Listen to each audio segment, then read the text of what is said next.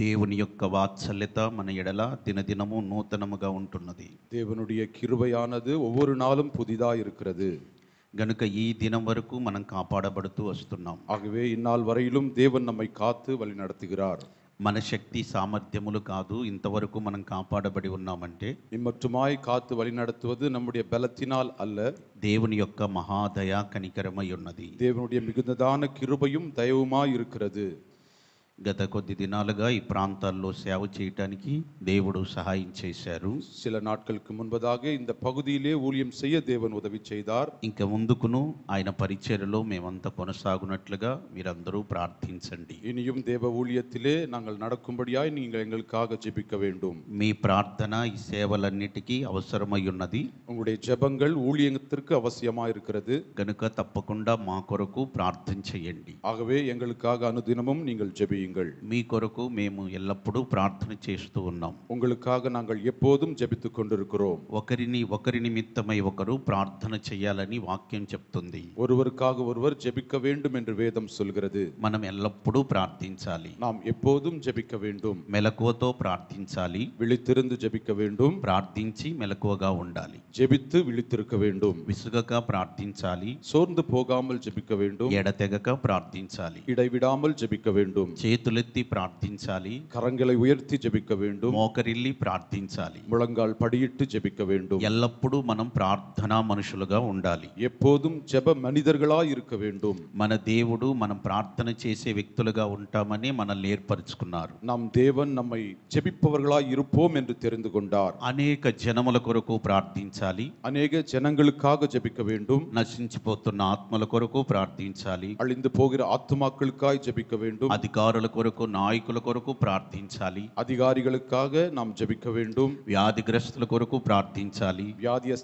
அஸ்தர்களுக்காய் நாம் ஜெபிக்க வேண்டும். మన కొరకు మనము ప్రార్థన చేసుకోవాలి. நமக்காக நாமும் ஜெபித்துக் கொள்ள வேண்டும். కనుక ఇవన్నీ పరిశుద్ధ గ్రంథంలో రాయబడి ఉన్నాయి. இவையெல்லாம் பரிசுத்த வேதாகமத்திலே எழுதப்பட்டிருக்கிறது. కనుక ఎల్లప్పుడూ మనము ప్రార్థనా మనుషులుగా ఉండాలి. ஆகவே எப்போதும் நாம் ஜெபிப்பவர்களாய் இருக்க வேண்டும். ఈ సమయంలో మనం ఒక విషయాన్ని చదువుకొనబోతున్నాం. இந்த வேளையிலே ஒரு வேத பகுதியை வாசிக்க போகிறோம். అది కూడా ప్రార్థనా అంశమే. அதுவும் ஜெபத்தை குறித்ததுதான். లూకా సువార్త லூக்கா எழுதின சுவிசேஷம் 18వ అధ్యాయము 18ஆம் அதிகாரம்.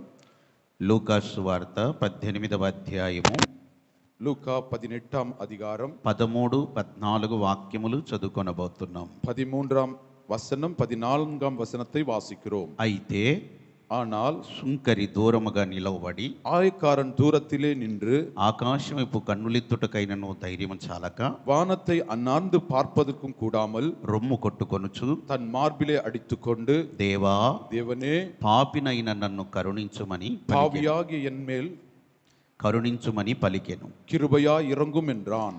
అతని కంటే ఇతడు నీతిమంతుడుగా తీర్చబడి அவனல்ல இவனே நீதிமானாக எண்ணப்பட்டான். తన ఇంటికి వెళ్ళెనని தன் வீட்டிற்கு திரும்பி போனான் என்று నీతో చెప్పుచున్నాను. உங்களுக்கு சொல்கிறேன். తన్ను తాను హెచ్చించుకొనువాడు தன்னைத்தான் உயர்த்துகிறவன் తగ్గింపబడుననియు, தாழ்த்தப்படுவான். తన్ను తాను తగ్గించుకొనువాడు தன்னைத்தான் தாழ்த்துகிறவன் హెచ్చింపబడుననియు உயர்த்தப்படுவான் చెప్పెను என்றார். యేసు ప్రభు ఇక్కడ ఒక విషయాన్ని బయలుపరిచారు. இயேசு இங்கே ஒரு காரியத்தை வெளிப்படுத்தினார். కొంతమంది తమ్మును తామే నీతిమంతులు అని అనుకుంటున్నారు. சிலர் தங்களை தாங்களே நீதிமான்களாக எண்ணிக்கொள்கிறார்கள். ఇతరులను తృణీకరిస్తున్నారు. மற்றவர்களை நிராகரிக்கிறார்கள். దీని విషయమై ఆయన ఈ ఉపమానం చెప్పారు. இந்த காரியத்தை குறித்து இங்கே உபதேசித்திருக்கிறார். ఇద్దరు వ్యక్తులు దేవాలయానికి వెళ్ళారు. இரண்டு மனிதர்கள் தேவாலயத்திற்கு போனார்கள். వారిలో ఒకడు పరిసయ్యుడు, அவர்களில் ஒருவன் பரிசேயன், రెండో వ్యక్తి సుంకరి. இரண்டாம் மனிதன் ஆயக்காரன். పరిసయ్యుడు దేవుని సన్నిధిలో నిలిచి ప్రార్థన చేశాడు. பரிசேயன் தேவ சமூகத்திலே நின்று ஜெபித்தான்.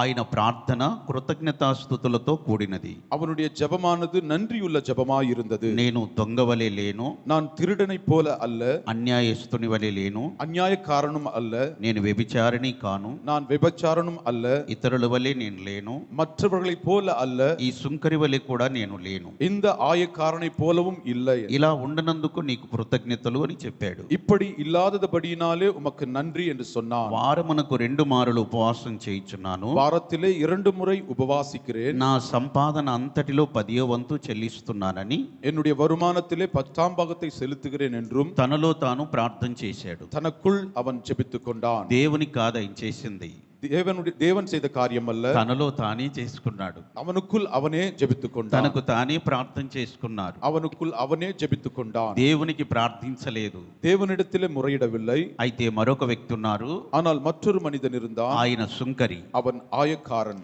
ఆయన దూరంగా నిలబడ్డాడు. அவன் தூரத்திலே நின்று ఆకాశం వైపు కన్నులెత్తుటకు కూడా ఆయనకు ధైర్యం చాలలేదు. வானத்தை அண்ணாந்து பார்க்க கூடாமல் ఆయన రొమ్ము కొట్టుకుంటూ ఉన్నాడు. அவன் தன் மார்பிலே அடித்துக்கொண்டு, దేవా, தேவனே, నేను పాపిని, நான் பாவி, నన్ను కరుణించు. என்னை கிருபையாய் மன்னித்தருளும். ఇది ఆయన చేసిన ప్రార్థన. இதுதான் அவன் செய்த ஜெபம். ఆయన నీతిమంతుడుగా తీర్చబడ్డాడని ప్రభువు చెప్పారు. அவர் நீதிமானாக மாற்றப்பட்டான் என்று தேவன் சொன்னார். తగ్గించుకున్నవాడు హెచ్చించబడతాడని చెప్పాడు. தாழ்த்தப்படுகிறவன் உயர்த்தப்படுவான் என்றார். ప్రియమైన దేవుని బిడ్డలారా, பிரியமான தேவஜனமே, సుంకరి ప్రార్థన, ஆயக்காரனுடைய ஜெபம், ఆయన ప్రార్థనలో ఏ విధంగా ఉంటున్నది? அவனுடைய ஜெபம் எவ்விதமாய் இருந்தது? ఆయన పాపినని ఒప్పుకుంటున్నారు. அவன் தன்னை பாவி என்று ஒத்துக்கொண்டான். ఆయన తిరిగి వెళ్ళేటప్పుడు నీతిమంతుడుగా వెళ్ళాడు. அவன் திரும்பி போகும்போது நீதிமானாக போனான். దేవాలయానికి వచ్చిన ఒక వ్యక్తి, தேவாலயத்திற்கு வந்த ஒரு மனிதன் పాపిగా వచ్చాడు, பாவியாக வந்திருந்தான். నీతిమంతుడుగా తిరిగి వెళ్ళాడు. அவன் நீதிமானாக திரும்பி போனான். మనందరం ఎక్కడికి వచ్చాం? நாம் அனைவரும் எங்கே வந்திருக்கிறோம்? దేవాలయానికి వచ్చాం. தேவாலயத்திற்கு வந்தோம். ప్రార్థనా మందిరానికి వచ్చాం. ஜெப கோபுரத்திற்கு வந்திருக்கிறோம். మనం పాపిగా వచ్చి ఉండవచ్చును, நாம் பாவியாக வந்திருக்கலாம். మనం ఒక దోషిగా వచ్చి ఉండవచ్చును. நாம் குற்ற மனசாட்சியோடு வந்திருக்கலாம். అయితే మనం ఇక్కడ నీతిమంతులుగా తీర్చబడి వెళ్ళాలి. ஆனால் இங்கே நம்மை தேவன் நீதிமானாக தீர்த்து நிற்கிறார். పాపిని నీతిమంతునిగా మార్చేదే దేవాలయం. பாவியை நீதிமானாக மாற்றுவதுதான் தேவனுடைய ஆலயம். ఒక పాపిని పరిశుద్ధనిగా మార్చేదే దేవాలయం. ஒரு பாவியை நீதிமானாய் மாற்றுவதுதான் தேவனுடைய ஆலயம். ఒక పాపిని హెచ్చించి అతని శుద్ధీకరించి హెచ్చించగలిగినదే దేవాలయం. ஒரு பாவியை சுத்திகரித்து அவனை உயர்த்தக்கூடியதுதான் தேவனுடைய ஆலயம். దేవాలయానికి అంత గొప్ప శక్తి ఉన్నదా? தேவனுடைய ஆலயத்திற்கு பேர்பட்ட வல்லமை உண்டா? అవును, దేవాలయానికి అంత గొప్ప శక్తి ఉన్నది. ஆம், தேவனுடைய ஆலயத்திலே வல்லமை உண்டு. ఈ దేవాలయం ఎవరో తెలుసునా? இந்த ஆலயம் யார் தெரியுமா? యేసు ప్రభు ఏమన్నాడంటే, இயேசு என்ன சொன்னார்? ఈ దేవాలయాన్ని పడగొట్టండి, இந்த ஆலயத்தை இடித்து போடுங்கள், 3 రోజుల్లో దీన్ని కట్టి లేపుతానన్నాడు. 3 நாட்களிலே இதை நான் கட்டி முடிப்பேன் என்றார். ఆయన చెప్పింది, அவர் சொன்னது, ఆయన శరీరం అనే దేవాలయాన్ని గురించి చెప్పాడు. அவர் தன்னுடைய శరీరமாகிய தேவாலயத்தை குறித்து சொன்னார். దేవాలయం అంటే ఎవరు? தேவாலயம் என்றால் யார்? మన ప్రభు అయిన యేసే దేవాలయం. நம்முடைய ஆண்டவராகிய இயேசு கிறிஸ்து தான் தேவாலயம். ఆయనే పాపిని నీతిమంతునిగా మార్చగలిగిన వాడు. அவரே பாவியை நீதிமானாய் மாற்றக்கூடியவர். ఆయనే పాపిని పరిశుద్ధనిగా మార్చగలిగిన వాడు. அவரே பாவியை பரிசுத்தவானாய் மாற்றக்கூடியவர். కనుక మన దేవుడు దేవాలయమై ఉన్నారు. ஆகவே நம்முடைய தேவன் தேவ ஆலயமாய் இருக்கிறார். మనమంతా ప్రభుని సమీపించాం. நாம் అனைவரும் தேவ சமூகத்திற்கு வந்தோம். ఒక సుంకరి ఏ విధముగా దేవాలయానికి వచ్చి నీతిమంతుడుగా మార్చబడినో, ஒரு ஆயக்காரன் தேவாலயத்திற்கு வந்து நீதிமானாய் மாற்றப்பட்டது போல మనందరము కూడా నీతిమంతులముగా మార్చబడాలి. நாம் అனைவரும் நீதிமான்களாக மாற்றப்பட வேண்டும். సుంకరి అంటే అతను పన్ను వసూలు చేసేవాడు. ஆயக்காரன் என்றால் அவன் வருமானத்தை பணத்தை எடுப்பவன். ఇతను రోమా పరిపాలన సామ్రాజ్యం కింద ఉన్నాడు. ரோம அரசாங்கத்தின் சாம்ராஜ்யத்தில் இருந்தான். తన సొంత జనుల దగ్గర పన్ను వసూలు చేస్తున్నాడు. அவன் சொந்த ஜனத்திலிடத்திலே பணத்தை பெறுகிறவனாய் இருந்தான். అప్పటి కాలంలో సుంకరులు అంటే వారి దొంగలుగా, వ్యభిచారులుగా ప్రజలు చూసేవారు. அன்றைய காலத்திலே ஆயக்காரர் என்றால் அவர்கள் திருடர்களாக எண்ணினார்கள். అధికమైన డబ్బు వసూలు చేసేవారు. அதிகமான பணத்தை பறிப்பவர்கள், ప్రజల్ని బాధించేవారు. ஜனங்களை துன்பப்படுத்துகிறவர்கள். జక్కయ్య కూడా సుంకరే. சகையு கூட ஆயக்காரனாய் இருந்தான். మత్తయి సువార్త రాసిన మత్తయి కూడా సుంకరే. மத்தேயு என்பவரும் ஆயக்காரனாய் இருந்தார். వీళ్ళు కూడా సుంకం వసూలు చేసేవారే. இவர்களும் ஆயக்காரர்களாய் இருந்து பணத்தை எடுத்தார்கள். పన్ను వసూలు చేసేవారే. அவர்கள் பணத்தை பெற்றக்கூடியவராய் இருந்தார்கள். యేసు ప్రభు జక్కయ్యని రక్షించారు. இயேசு சகையுவை ரட்சித்தார். మత్తయిని కూడా రక్షించారు. மத்தேயுவையும் ரட்சித்தார். మత్తయికి మొదటి పేరు లేవి. மத்தேயுடைய பேரானது லேவி. ఆయన్ను కూడా రక్షించి మత్తయ్యని యేసు ప్రభు పేరు పెట్టారు. அவரையும் ரட்சித்து அவனுக்கு மத்தேயு என்று பெயர் சூட்டினார். గనుక సుంకరులు యేసు ప్రభు సేవ చేస్తున్న దినాల్లో రక్షించబడుతూ వచ్చారు. ஆகவே இயேசுவுடைய ஊழிய நாட்களிலே ஆயக்காரரையும் அவர் ரட்சித்துக் கொண்டிருந்தார். అధికమైన పన్నులు వసూలు చేసి அதிகமான பணத்தை வாங்கிக் கொண்டு ప్రజల్ని బాధించేవారు. ஜனங்களை துன்பப்படுத்தினார்கள். రోమా ప్రభుత్వంలో చిన్న పదవిని ఆశించి ரோமருடைய அரசாங்கத்தில் அந்த ராஜ்யத்தில் இருக்கும்படியாக సొంత జనులని బాధ పెట్టేవారు. சொந்த ஜனங்களை துன்பப்படுத்தினவர்கள். సొంత జనుల యొక్క సొమ్ము దోచుకునేవారు. சொந்த ஜனத்தினுடைய பணத்தை அபகரித்தவர்கள். అందుకే సుంకరి అంటే అంత పెద్దగా ఎవరు ఇష్టపడరు. ஆகவே ஆயக்காரர் என்றால் யாரும் விரும்ப மாட்டார்கள். కనుక ఈ సుంకరి మరొక విషయం ఏంటంటే దూరాన నిలబడినట్టుగా చూస్తున్నాం. இந்த ஆயக்காரன் தூரமாய் நின்றான். వీళ్ళు దేవాలయానికి దేవుని సన్నిధికి దూరంగా ఉంటారు. இவர்கள் தேவாலயத்திற்கும் தேவ சமூகத்திற்கும் தூரமாய் நிற்பார்கள். దేవుని వాక్యానికి ధర్మశాస్త్రానికి దూరంగా ఉంటారు. தேவனுடைய வார்த்தைக்கும் ప్రమాణங்களுக்கும் దూరమాய் இருப்பார்கள். దేవుని కట్టడలన్నా ఆజ్ఞలన్నా విధులన్నా వాళ్ళు సమీపించరు, దూరంగా ఉంటారు. தேவனுடைய கற்பனைகளும் கட்டளைகளுக்கும் அவர்கள் தூரமாய் இருப்பார்கள். ఈ రోజు కూడా చాలా మంది దేవుని సన్నిధికి దూరంగా ఉంటున్నారు. இன்றைய நாட்களிலும் அநேகர் தேவ சமூகத்துக்கு தூரமாய் இருக்கிறார்கள். మందిరానికి రావాలంటే దూరము అంటున్నారు. ஆலயத்திற்கு வர வேண்டுமானால் தூரமாய் இருக்கிறது என்பார்கள். ఎక్కడి నుండి ఎక్కడికి కొలతేస్తున్నారో తెలియట్లేదు. எங்கே இருந்து எப்படி கணக்கு போடுகிறார்களோ தெரியவில்லை. అదే కొలత దేవుడు నీకేస్తే ఎక్కడ నిలబడతావు? அந்த அளவை தேவன் உனக்கு போட்டால் எங்கே இருப்பாய்? నాకు మందిరం దూరము, எனக்கு ఆలయం దూరமாய் இருக்கிறது, నేను రాలేను, நான் வர முடியாது. ప్రతి వారము నేను రాలేను, ஒவ்வொரு வாரமும் வர முடியாது. ప్రత్యేక ప్రార్థనలకు నేను రాలేను, விசேஷ கூட்டத்திற்கு வர முடியாது. ఒక ప్రభు బల్లారాధనకు మాత్రమే నేను వస్తాను, திருவிருந்து ஆராதனைக்கு மாத்திரமே வருவேன். ఉన్న పాటున వచ్చి ప్రభు బల్లలో పాలు పొందుతాను. அப்படியாக வந்து திருவிருந்தை நான் பெற்றுக்கொள்வேன். నాకు అది మాత్రమే తెలుసు. எனக்கு அது மாத்திரம் தெரியும். ఇక మిగతా విషయాలన్నిటికీ నేను దూరంగా ఉంటా. மற்ற காரியங்களுக்கு நான் தூரமாய் இருப்பேன். పరిచర్యకు దూరంగా ఉంటాను, ஊழியத்திற்கு தூரமாய் இருப்பேன். ప్రార్థనకి దూరంగా ఉంటాను, ஜெபத்திற்கு தூரமாய் இருப்பேன். సహవాసానికి దూరంగా ఉంటాను, ஐக்கியத்திற்கு தூரமாய் இருப்பேன். అన్నిటికీ దూరమే. எல்லாவற்றிற்கும் தூரம்தான். కానీ యేసు ప్రభు తనకి దగ్గరగా ఉండాలనుకుంటారు. ஆனால் இயேசு தம்மோடு இருக்க வேண்டும் என்று விரும்புகிறார். ప్రియమైన దేవుని బిడ్డలారా, பிரியமான தேவஜனமே, మనం ఎంత దూరంగా ఉంటే యేసు ప్రభు అంత దూరం అవుతాడు. நாம் எவ்வளவு தூரமாய் இருக்கிறோமோ நம்முடைய ஆண்டவரும் தூரமாய் இருப்பார். సుంకరి దూరంగా నిలబడ్డాడు. ஆயக்காரன் தூரமாய் நின்றான். దేవునికి మనం సమీపంగా ఉండాలి. தேவனுக்கு நாம் சமீபமாய் இருக்க ఆయన வேண்டும். సన్నిధికి సమీపంగా ఉండాలి. அவருடைய சமூகத்திற்கு சமீபமாய் இருக்க ఆయన வேண்டும். మందిరానికి సమీపంగా ఉండాలి. அவருடைய ஆலயத்திற்கு சமீபமாக మనం வேண்டும். దూరముగా ఉండకూడదు. நாம் தூரமாய் இருக்க கூடாது.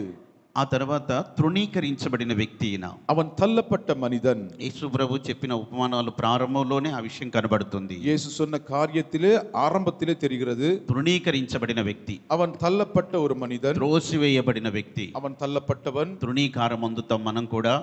నిరాకరించబట్ట నిలమైలే మనం తృణీకారం పొందినప్పుడు దేవుడు మనల్ని ఏర్పరచుకుంటున్నాడని దాని అర్థం. நம்மை நிராகரிக்கும் போது தேவன் நம்மை தெரிந்து கொள்கிறார் என்கிற அர்த்தம். మనం ప్రార్థనా మనుషులమైన తర్వాత లోకం మనల్ని తృణీకరిస్తుంది. நாம் ஜெப மனிதர்களாய் மாறும்போது உலகம் நம்மை நிராகரிக்கும். మీరు ప్రభు నమ్ముకున్నాక మీ ఇంట్లో వాళ్ళే మిమ్మల్ని తృణీకరిస్తారు. நீங்கள் தேவனை விசுவாசிக்கும் போது உங்களுடைய குடும்பத்தாரே உங்களை మీ நிராகரிப்பார்கள். రక్త సంబంధికులే మిమ్మల్ని తృణీకరిస్తారు. உங்களுடைய உறவினர்கள் நிராகரிப்பார்கள். ఈ లోకము ద్వారా మనుషుల ద్వారా మనం తృణీకరించబడతాం. உலகத்தின் மூலமாக உலகத்தின் மனிதன் மூலமாக நீங்கள் நிராகரிக்கப்படலாம். తృణీకరించబడినప్పుడు మనం తల వంచి తగ్గించుకోవాలి. நிராகரிக்கப்படும் போது நாம் தலைகுனிந்து ஏற்றுக்கொள்ள మనం வேண்டும். గమనించాలి ప్రభు మనల్ని ఏర్పరచుకున్నాడు అని. நாம் அறிந்து கொள்ள வேண்டும் தேவன் என்னை தெரிந்து கொண்டார். దేవుడు మనల్ని ఏర్పరచుకున్నప్పుడు தேவன் நம்மை தெரிந்து கொண்ட போது లోకం మనల్ని తృణీకరిస్తుంది. உலகம் நம்மை நிராகரிக்கும். గనుక మనం దేవుని చేత ఏర్పరచబడిన వారం. ஆகவே நாம் தேவனால் தெரிந்து கொள்ளப்பட்ட ஜனம். ఇప్పుడు సుంకరి ఒక పాపిగా కనబడుతున్నాడు. இப்போது ஆயக்காரன் ஒரு பாவியாய் காணப்படுகிறான். చివరికి ఆయన నీతిమంతుడిగా తీర్చబడి వెళ్ళాడు. அவன் போகும்போது நீதிமானாய் போகிறான். సుంకరి జీవితంలో ప్రభు క్రియ చేసినట్టుగానే ஆயக்காரனுடைய வாழ்க்கையிலே தேவன் வேலை செய்தது போல ఈ రాత్రి మనలో కూడా దేవుడు క్రియ చేయాలి. இந்த ராத்திரி நம்முடைய வாழ்க்கையிலும் தேவன் வேலை செய்வார். సుంకరి చేసిన ప్రార్థన విన్నాడు. ஆயக்காரனுடைய ஜெபத்தை கேட்டார். మనం చేసిన ప్రార్థన కూడా ప్రభు వింటాడు. நம்முடைய ஜெபத்தையும் தேவன் கேட்பார். సుంకరి ప్రార్థన త్రోసివేయలేదు. ஆயக்காரனுடைய ஜெபம் தள்ளப்படவில்லை. మన ప్రార్థన కూడా ప్రభు త్రోసివేయడు. நம்முடைய ஜெபத்தையும் தேவன் தள்ள மாட்டார். మన దేవుడు ప్రార్థన ఆలకించే దేవుడు. நம் தேவன் நம்முடைய ஜெபத்தை கேட்கிற தேவன். 18వ అధ్యాయము 13వ వాక్యంలో సుంకరి ఏమని చెప్పుచున్నారు? 18 13ஆம் வசனத்திலே ஆயக்காரன் என்ன சொல்கிறான்? పాపినని చెప్పుచున్నారు. அவன் தன்னை பாவி என்று சொல்கிறான். ఇక్కడ సుంకరి పాపినని ఒప్పుకొనుచున్నారు. இங்கே ஆயக்காரன் தன்னை பாவி என்று ஒப்புக்கொள்கிறான். సుంకరి ఒక నీతిమంతుడిగా తీర్చబడటానికి కారణం, ஆயக்காரன் நீதிமானாய் மாறுவதற்கு காரணம் என்ன? ఆయన పాపమును ఒప్పుకొనుచున్నట్లుగా మనం చూస్తున్నాం. அவன் தன்னுடைய பாவங்களை அறிக்கையிட்டதை நாம் பார்க்கிறோம். మనము మొదటిగా దేవుని సన్నిధిలో పాపమును ఒప్పుకోవాలి. முதலாவது தேவனுடைய சமூகத்திலே நம்முடைய பாவங்களை அறிக்கையிட வேண்டும். చాలా మంది తమ పాపములను ఒప్పుకొనరు. அநேகர் தங்களுடைய பாவங்களை அறிக்கையிடாமல் వారు పాపమును కప్పిపెట్టుకుంటూ వస్తారు. தங்களுடைய பாவங்களை மறைத்துக் கொள்வார்கள். మనం పాపమును ఒప్పుకోవాలని వాక్యం చెప్తుంది. நம்முடைய பாவத்தை நாம் அறிக்கையிட வேண்டும் என்று வேதம் சொல்கிறது. నాలో పాపమే లేదు అని మనం చెప్పినట్లయితే என்னிலே பாவம் இல்லை என்போமானால் దేవుని అబద్ధీకుని చేసిన వారం అవుతాం. தேவனை பொய்யராக மாற்றுகிறோம். గనుక మనలో పాపము అనేది ఉన్నది, అది మనం ఒప్పుకొని విడిచిపెట్టాలి. ஆகவே நம்மில் பாவம் உண்டு என்று ஒற்றுக்கொண்டு அதை விட்டுவிட வேண்டும். అప్పుడు దేవుడు మనల్ని పరిశుద్ధపరుస్తారు. அப்போது தேவன் நம்மை பரிசுத்தமாக்குவார். సుంకరి దేవుని సన్నిధిలో నేను పాపిని అని ఒప్పుకుంటున్నారు. ஆயக்காரன் தேவ சமூகத்திலே தன்னை பாவியாக ஒப்புக்கொண்டான். అపోస్తలుడైన పౌలు కూడా அப்போஸ்தலனாகிய பவுலும் పాపిని అని ఒప్పుకుంటున్నట్లుగా మన వాక్యంలో చూస్తాం. தன்னை பாவியாக அறிக்கையிடுகிறது வேதத்திலே பார்க்கிறோம். పాపులను రక్షించుటకు యేసుక్రీస్తు లోకమునకు వచ్చెనని పౌలు చెప్పుచున్నారు. பாவிகளை ரட்சிக்கும்படியா இயேசு கிறிஸ்து உலகத்திற்கு வந்தார் என்று பவுல் சொல்கிறார். ఈ వాక్యము నమ్మదగినది. இந்த வசனம் நம்பிக்கைக்குரியது. ఇది పూర్ణాంగీకారమునకు యోగ్యమైనది. இது பரிபூர்ண நம்பிக்கைக்குரியதா இருக்கிறது. అట్టి వారిలో నేను ప్రధానుడను అని చెప్పుచున్నారు. அப்பேற்பட்டவர்களே நான் பிரதானமான பாவி என்று சொன்னார். నిత్య జీవము నిమిత్తము நித்திய ஜீவனுக்காக తనను విశ్వసింపబో వారికి அவரை விசுவாசிப்பவர்களுக்கு నేను మాదిరిగా ఉండులాగున நான் மாதிரியாய் இருக்கும்படி యేసుక్రీస్తు இயேசு తన கிறிஸ்துவினுடைய పూర్ణమైన దీర్ఘశాంతమును பரிபூர்ணமான சாந்தத்தினாலே ఆ ప్రధాన పాపినైన నాయందు కనుపరుచున్నట్లు பிரதான பாவியாக என் மூலம் నేను வெளிப்படும்படியாக కనికరింపబడితిని. நான் இரக்கம் பெற்றேன். పౌలు కూడా ఒప్పుకుంటున్నారు, பவுலும் அறிக்கையிடுகிறார், పాపులందరిలో నేను ప్రధాన పాపిని. பாவிகளிலே நான் பிரதான பாவி என்று. నిత్య జీవము నిమిత్తము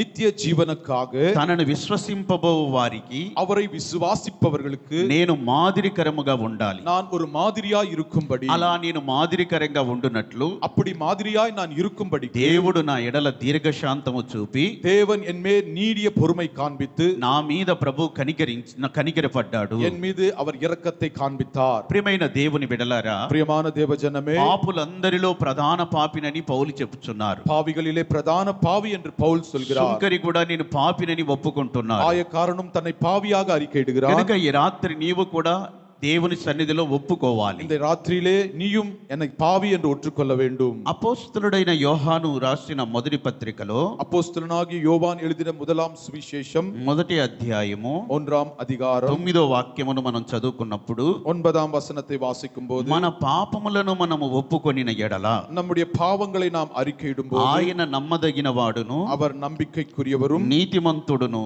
நீதிமானுமாயிருந்து, కనుక ஆகவே ఆయన మన పాపములను క్షమించి அவர் நம்முடைய பாவங்களை மன்னித்து సమస్త దుర్నీతి నుండి మనల్ని పవిత్రులుగా చేయును. எல்லா அசுத்தத்திலிருந்தும் நம்மை சுத்திகரிப்பார். ఈయన ఏం చెప్పుచున్నారో చూడండి. இவர் என்ன சொல்கிறார் మన தெரியுமா? పాపములని ఒప్పుకొనిన ఎడల நம்முடைய பாவங்களை அறிக்கையிடும் போது దేవుడు నమ్మదగిన వాడు, தேவன் நம்பத்தக்கவர், ఆయన నీతిమంతుడు, அவர் நீதிமான், మన పాపములు క్షమిస్తాడు, நம்முடைய பாவங்களை மன்னிப்பார், దుర్నీతి నుండి మనల్ని పవిత్రులుగా మారుస్తాడు. நம்முடைய பாவத்திலிருந்து நமக்கு விடுதலை உண்டாக்குவார். 2వ అధ్యాయములో 2ஆம் அதிகாரத்திலே 2వ వాక్యములో 2ஆம் வசனம், ఆయనే మన పాపమునకు శాంతికరమై ఉన్నాడు. அவரே நம்முடைய பாவங்களை நிராகரிக்கிறவராய் இருக்கிறார். మన పాపములకు ఆయన ప్రాయశ్చిత్తమై ఉన్నాడు. அவர் நம்முடைய பாவங்களுக்கு பிராயச்சித்தத்தை మన செய்கிறார். పాపమును మనం ఒప్పుకున్నట్టయితే நம்முடைய பாவத்தை அறிக்கையிடும் போது ఆయన నమ్మదగిన వాడు, அவர் நம்பத்தக்கவர், మన పాపములు క్షమించుటలో నమ్మదగిన వాడు. நம்முடைய பாவங்களை மன்னிப்பதற்கு அவர் நம்பத்தக்கவர். నీలో ఉన్న ప్రతి పాపమును దేవుని సన్నిధిలో ఒప్పుకోవాలి. உன்னிலுள்ள பாவத்தை தேவ சமூகத்தில் அறிக்கையிட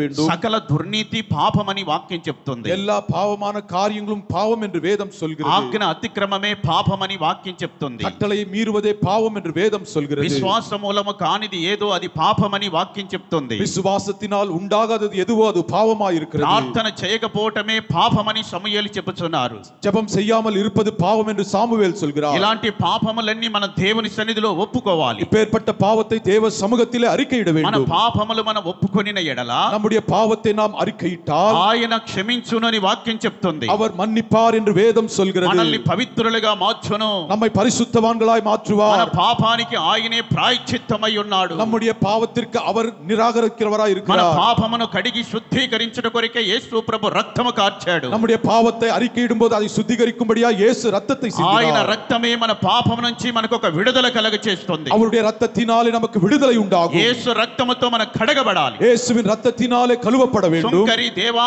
పాపినని ఒప్పుకున్నాడు. ஆயக்காரன் தேவனே நான் பாவியான மனிதன் ఆయన என்றான். పాపమును ప్రభు క్షమించాడు. அவனுடைய பாவத்தை தேவன் மன்னித்தார். ఆయన పాపానికి ప్రభు ప్రాయశ్చిత్తం చేశాడు. அவனுடைய பாவத்திற்கு தேவன் பரிகரித்தார். దేవాలయాన్ని సమీపించిన మనము ఈ రాత్రి ప్రభు సన్నిధిలో ఒప్పుకోవాలి. தேவ சமூகத்திற்கு வந்த நாம் நம்முடைய பாவத்தை அறிக்கையிட வேண்டும். హృదయ అంతరంగంలో దాగిన పాపాన్ని ఒప్పుకోవాలి. இருதயத்திலுள்ள பாவத்தை தேவ சமூகத்திலே அறிக்கையிட வேண்டும். ఎవరు చూడలేదని చేసిన తప్పిదాలు ఒప్పుకోవాలి. யாரும் பார்க்கவில்லை என்கிற காரியத்தை தேவ சமூகத்திலே அறிக்கையிட வேண்டும். మూర్ఖుని యోచన పాపమని సామెతలో రాయబడింది. మూర్ఖமான பாவங்கள் தேவனுடைய சமூகத்திலே பாவம் என்று ఏదైనా ఒకటి మూర్ఖముగా నీవు యోచించినట్లయితే అది పాపమని వాక్యం చెప్తుంది. మూర్ఖமாய் நீ சிந்திக்கிற சிந்தனை பாவமாய் இருக்கிறது. నీ మనసులో ఏదైనా యోచించినట్లయితే దేవునికి విరోధముగా అది పాపమని వాక్యం చెప్తుంది. தேவனுக்கு விரோதமான சிந்தனை பாவம் என்று வேதம் சொல்கிறது. ఈ రాత్రి ప్రభు సన్నిధిలో ఒప్పుకోవడానికి ఇది ఒక మంచి సమయం దేవుడు నీకు ఇచ్చాడు. தேவ சமூகத்திலே அறிக்கையிடுவதற்கு இது நல்ல தருணமாய் இருக்கிறது. చేసిన పాపాన్ని ఒప్పుకొని విడిచిపెట్టడానికి ఇది మంచి తరుణం. ఇది செய்த பாவத்தை அறிக்கையிட்டு விட்டு விடுவதற்கு இது நல்ல நேரமாய் ఈ இருக்கிறது. పాపమును ఒప్పుకున్నట్టయితే ఈ రాత్రి ప్రభు నిన్ను పవిత్రునిగా మార్చబోతున్నాడు. பாவத்தை அறிக்கையிட்டால் தேவன் உன்னை பரிசுத்தவானாய் ప్రభు மாற்றுவார். తన రక్తముతో నిన్ను కడగబోతున్నాడు. அவருடைய இரத்தத்தினாலே கழுவப்படுவாய். ప్రతి పాపి దోషమును కడిగి పవిత్రపరచగలిగినది యేసుక్రీస్తు యొక్క రక్తమై ఉన్నది. எல்லா பாவியுடைய பாவத்தையும்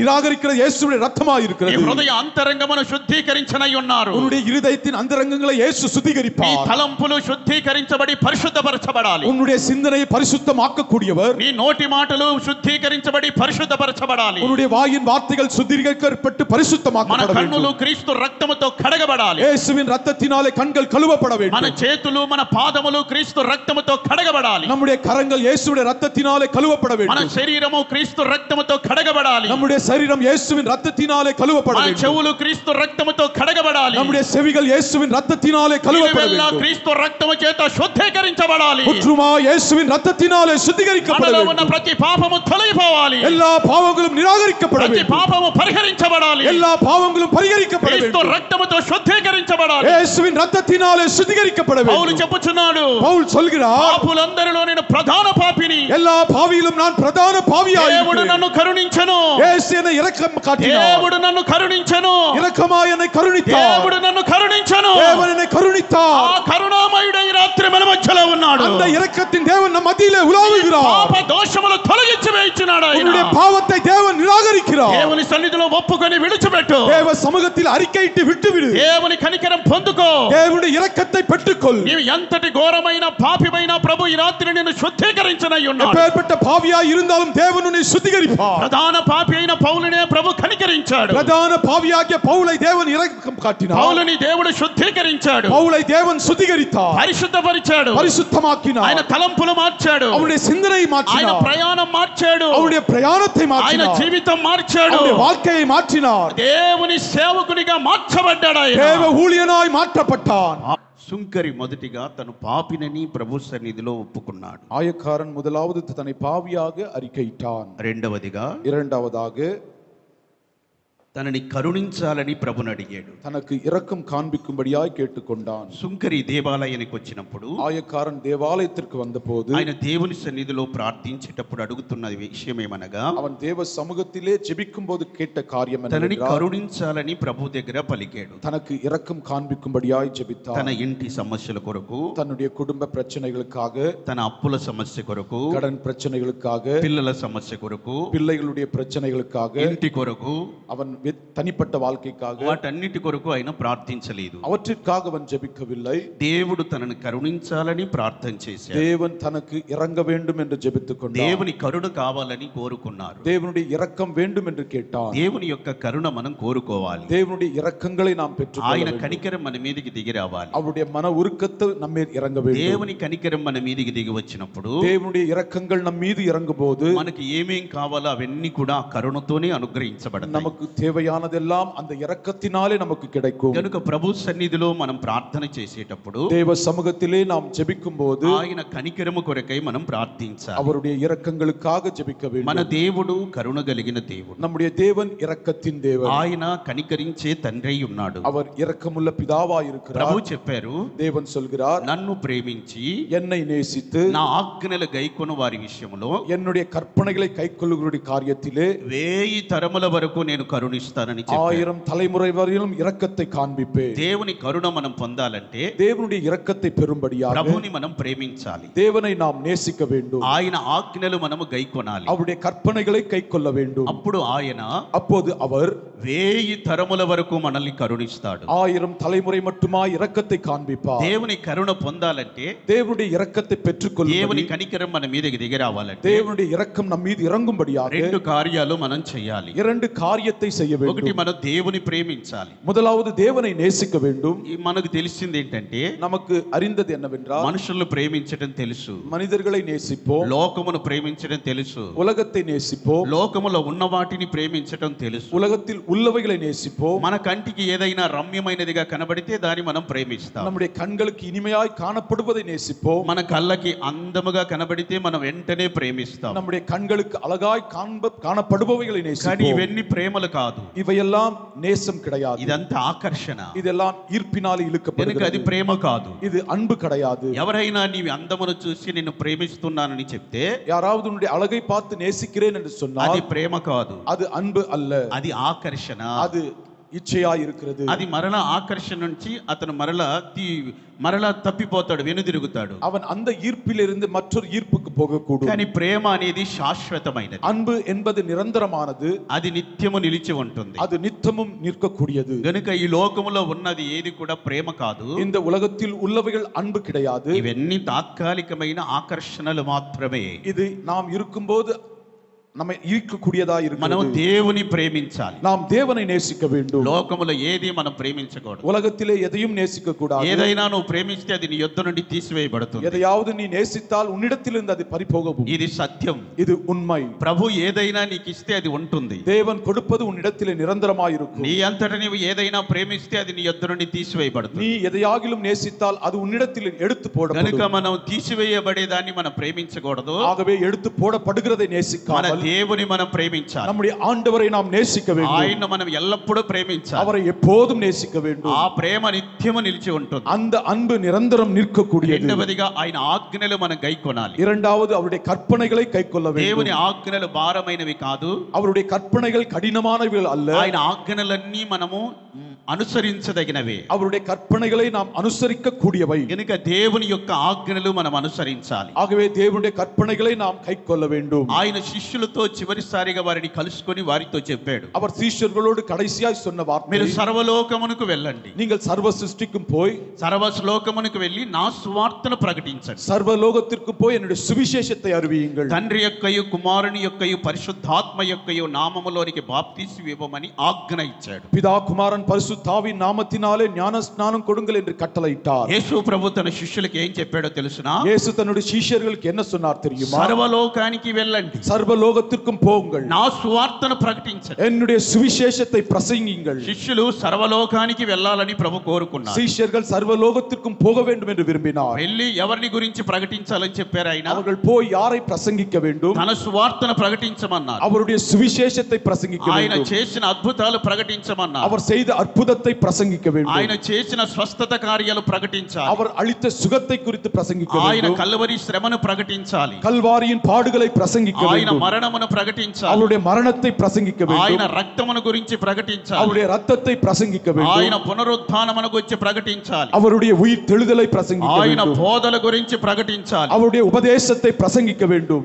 ఈ విధమైన సువార్త ప్రకటించాలని యేసు ప్రభు వారిని పంపించారు. இப்பேற்பட்ட சுவிசேஷத்தை பிரசங்கிக்கும்படியா இயேசு அவர்களை அனுப்பினார். అయితే ஆனால் ఇప్పుడున్న సేవకులు இப்போது இருக்கிற ஊழியர்கள் యేసు ప్రభువుని గురించి ప్రకటించట్లేదు. இயேசுவை குறித்து ఆయన பிரசங்கிக்காமல், సువార్తను ప్రకటించట్లేదు. அவருடைய சுவிசேஷத்தை వీళ్ళు பிரசங்கிக்காமல், ఏం ప్రకటిస్తున్నారో అది వారికి అర్థం అవట్లేదు. அவர்கள் எதை சொல்கிறார்களோ அவர்களே அறிவதில்லை. ఎక్కడ ఏది ప్రకటించినా రెండోసారి ఆ ఊరికి రానివ్వరు. யார் எங்கே பிரசங்கித்தாலும் அந்த ஊருக்கு மீண்டுமாய் போக முடியாது. ఎందుకంటే ఆ ఊర్లో ఉన్న వాళ్ళందరినీ దూషించి వస్తున్నారు. அந்த ஊரிலே உள்ளவர்களை தூஷிக்கிறார்கள். వాళ్ళు దైవమని నమ్ముకున్న దాన్ని దూషించి వస్తున్నారు. அவர்கள் தெய்வமாய் நினைப்பதை தூஷிக்கிறார்கள். రెండోసారి మా ఊరికి రావద్దని చెప్తున్నారు. மீண்டுமா என்னுடைய ஊருக்கு பட்டணத்துக்கு வராதே என்கிறார்கள். దేవుని సువార్త ప్రకటించకుండా ఎవరు ఎవరు చేస్తున్నారు?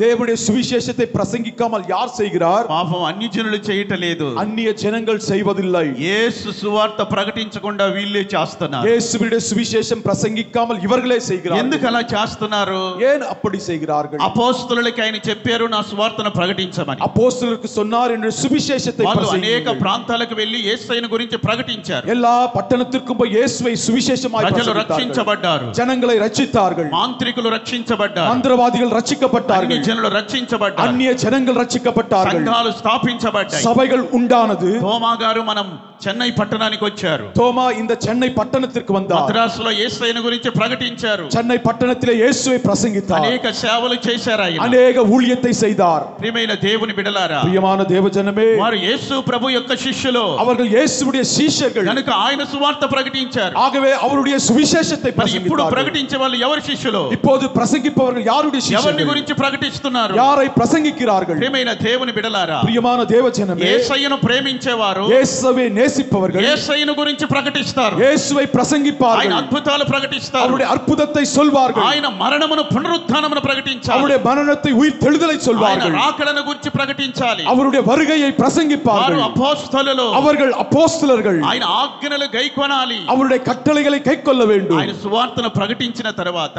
அவருடைய சுவிசேஷத்தை பிரசங்கித்த பிறகு బాప్తీసాలు పొందుతారు. ஞான ஸ்நானத்தை பெற்றுக் అలాగే கொள்வார்கள். బాప్తీసాలు పొందారు అపోస్తలుల కాలములో. அப்படியே ஞான ஸ்நானம் அப்போஸ்தலர் நாட்களிலே பெற்றுக் கொண்டார்கள். బాప్తీసం మీరు ఎలా ఇవ్వాలి? அந்த ஞான ஸ்நானம் எவ்விதமாய் கொடுக்க తండ్రి வேண்டும்? యొక్కయు பிதா, కుమారుని యొక్కయు குமாரன், పరిశుద్ధాత్మ యొక్కయు பரிசுத்த நாமத்தினாலே నామములోనికి ఇవ్వాలని ఆజ్ఞాపించాడు. அவருடைய நாமத்தினாலே கொடுக்க வேண்டும். బాప్తీసం అనేది దేవుని ఆజ్ఞ. பாப்டிசம் என்பது தேவனுடைய கட்டளை. దేవుని ఆజ్ఞ మనం నెరవేర్చాలి. தேவனுடைய கட்டளையை நிறைவேற்ற అట్టి வேண்டும். వారి మీదకి దేవుని కనికరం దిగుతుంది. அப்பேற்பட்டவர் மீது தேவனுடைய இரக்கங்கள் வரும். బాప్తీసం పొందినవాడు తండ్రి నామమును ధరించుకుంటాడు. ஞான ஸ்நானம் பெற்றவர்கள் பிதாவுடைய நாமத்தை தரித்துக் கொள்வார்கள். కుమారుని నామం ధరించుకుంటాడు. குமாரனுடைய நாமத்தை தரித்துக் கொள்வார்கள். పరిశుద్ధాత్మ నామము ధరించుకుంటాడు. பரிசுத்தாவின் நாமத்தை தரித்துக் கொள்வார்கள். బాప్తీసం అనేది తండ్రి కుమార పరిశుద్ధాత్మలు ధరించుకొనుటై ఉన్నది. ஞான ஸ்நானம் என்பது பிதா, குமாரன், பரிசுத்த நாமத்தை தரித்துக் கொள்வது. బాప్తీసం అనేది దేవుని యొక్క ఆజ్ఞ.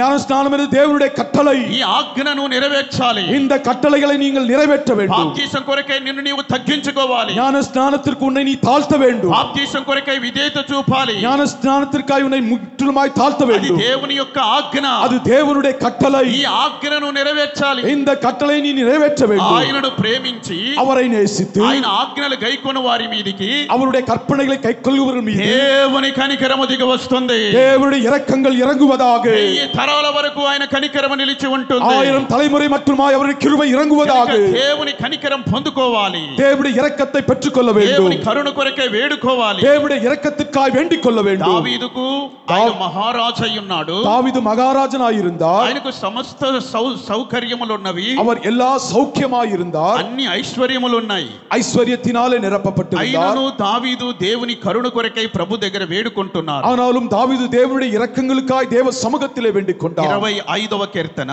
25ஆம் சங்கீதம் 25వ కీర్తన 16వ వాక్యము. 25ஆம் சங்கீதம் 16ஆம் வசனம். నేను ఏకాకిని நான் ஒருவனாய் இருந்தேன், బాధపడువాడను, நான் வேதனைப்படுகிறேன், నా వైపు తిరిగి నన్ను కరుణింపుము. என் மேல் நோக்கி எனக்கு இரக்கமாயிரும். నేను ఏకాకిని, நான் தனிமையாய் இருக்கிறேன், నేను బాధపడుతున్నాను, நான் కవలయే இருக்கிறேன், నా వైపు తిరిగి నన్ను కరుణించు. என் மேல் நோக்கி பார்த்து எனக்கு இரக்கம் దావీదు காண்பியும். ఏకాకి అయి ఉన్నాడా? அவன் ஏகமாய் நின்று ఆయనకు கொண்டிருந்தான். భార్యలు ఉన్నారు, அவருக்கு மனைவிகள் உண்டு, ఆయనకు తోడబుట్టిన వారు ఉన్నారు, அவருக்கு உடன் பிறந்தவர்கள் உண்டு, ఆయనకు పుట్టిన పిల్లలు ఉన్నారు, அவருக்கு பிறந்த குடும்பம் உண்டு, ఎంతో మంది సైన్యం ఉన్నారు, எத்தனையோ సైన్యం இருந்தது, గొప్ప జనసమూహం ఉన్నది. జన కూட்டமும் இருந்தது. అయినను దావీదు దేవుని సన్నిధిలో ఏం చెప్పుచున్నారు? ஆனாலும் தாவீது தேவ சமூகத்தில் என்ன నేను சொன்னார்? ఏకాకినై ఉన్నాను, நான் தனிமையாய் இருக்கிறேன், నేను బాధతో ఉన్నాను, நான் கவலையோடு నేను இருக்கிறேன், బాధపడుతున్నాను, நான் కవலைப்படுகிறேன், నా వైపు తిరుగు, என் மேல் திரும்பும், నా తట్టు తిరుగు, என்னை நோக்கி பாரும், నన్ను కరుణించు. எனக்கு இரக்கம் காண்பியும். ఈ లోకంలో అందరూ ఉంటారు, இந்த உலகத்திலே அநேகர் உண்டு, కట్టుకున్న వారు ఉంటారు, நாம் கட்டி கொண்டவர்கள் இருப்பார்கள், కన్నవారు ఉంటారు, பெற்றுக்கொண்டவர்கள் இருப்பார்கள், బంధు జనాంగం ఉంటారు, நம்முடைய உற்றார் உறவினர்கள் రక్త సంబంధికులు ఉంటారు, ரத்த சம்பந்தங்களும் உண்டு, ఆత్మీయులు ఉంటారు, ஆவிக்குரியவர்களும் உண்டு. అందరూ ఉన్నా మనం ఎలా ఉంటున్నాం? எல்லோரும் இருந்தாலும் எப்படி இருக்கிறோம்? ఏకాకి వలె ఉంటున్నాం. நாம் தனிமையா இருக்கிறோம். ప్రియమైన దేవుని బిడ్డలారా, பிரியமான தேவ ஜனமே, అదే కీర్తనాకారుడు చెప్పుచున్నారు, சங்கீதக்காரன் சொல்கிறான், రాత్రి ఇంటి మీద ఉన్న ఒంటరి పిచ్చుక వలె నేనున్నాను, ராவிலே வீட்டின் மீது புறாவை போல் இருக்கிறேன், అడవిలోని గోడబాతు వలె నేనున్నాను, காட்டில் இருக்க பறவை போல் இருக்கிறேன், పాడైన స్థలములో పగిడి కంటె వలె ఉన్నాను, பாலான ஸ்தலத்திலே கட்டை போல் నేను இருக்கிறேன், ఏకాకిని, நான் ஒருவனாய் தனிமையா నేను இருக்கிறேன், బాధ నొందుతున్నాను, நான் கவலைப்படுகிறேன், నేను చాలా బాధల్లో ఉన్నాను, நான் அநேக கவலையிலே నా இருக்கிறேன், వైపు తిరుగు, என்னை நோக்கி பாரும், నన్ను కరుణించు, என்னை கிருபையா నన్ను இறங்கும், కరుణించు. எனக்கு இரக்கம் காண்பி. ప్రియమైన దేవుని బిడ్డలారా, பிரியமான தேவ ఒక ஜனமே, దావీదు వలె ஒரு தாவீதை போல అందరూ ఉన్న ఏకాకి వలె నీ జీవితం ఉంటుందేమో, எல்லாரும் இருந்தாலும் நீ தனிமையா இருக்கலாம், అన్ని ఉన్నా సరే ఏకాకి వలె నువ్వు బ్రతుకుతున్నావేమో, எல்லாம் இருந்தாலும் தனிமையாய் நீ ஜீவிக்கலாம், ఇంటిలో సమస్తం ఉన్నా ఇంటి మీద ఉన్న ఒంటరి పిచ్చుకలాగా నీ ఉన్నావేమో, குடும்பத்திலே எல்லாம் இருந்தாலும் வீட்டின் மீது இருக்கிற புறாவை போல் బాధలు இருக்கிறாயா, అనుభవిస్తున్నావేమో, கவலைப்பட்டு கொண்டிருக்கிறாயா, మనుషుల ద్వారా బాధలు, மனிதனாலே பிரச்சனைகள், శరీరంలో అనారోగ్యం ద్వారా బాధ,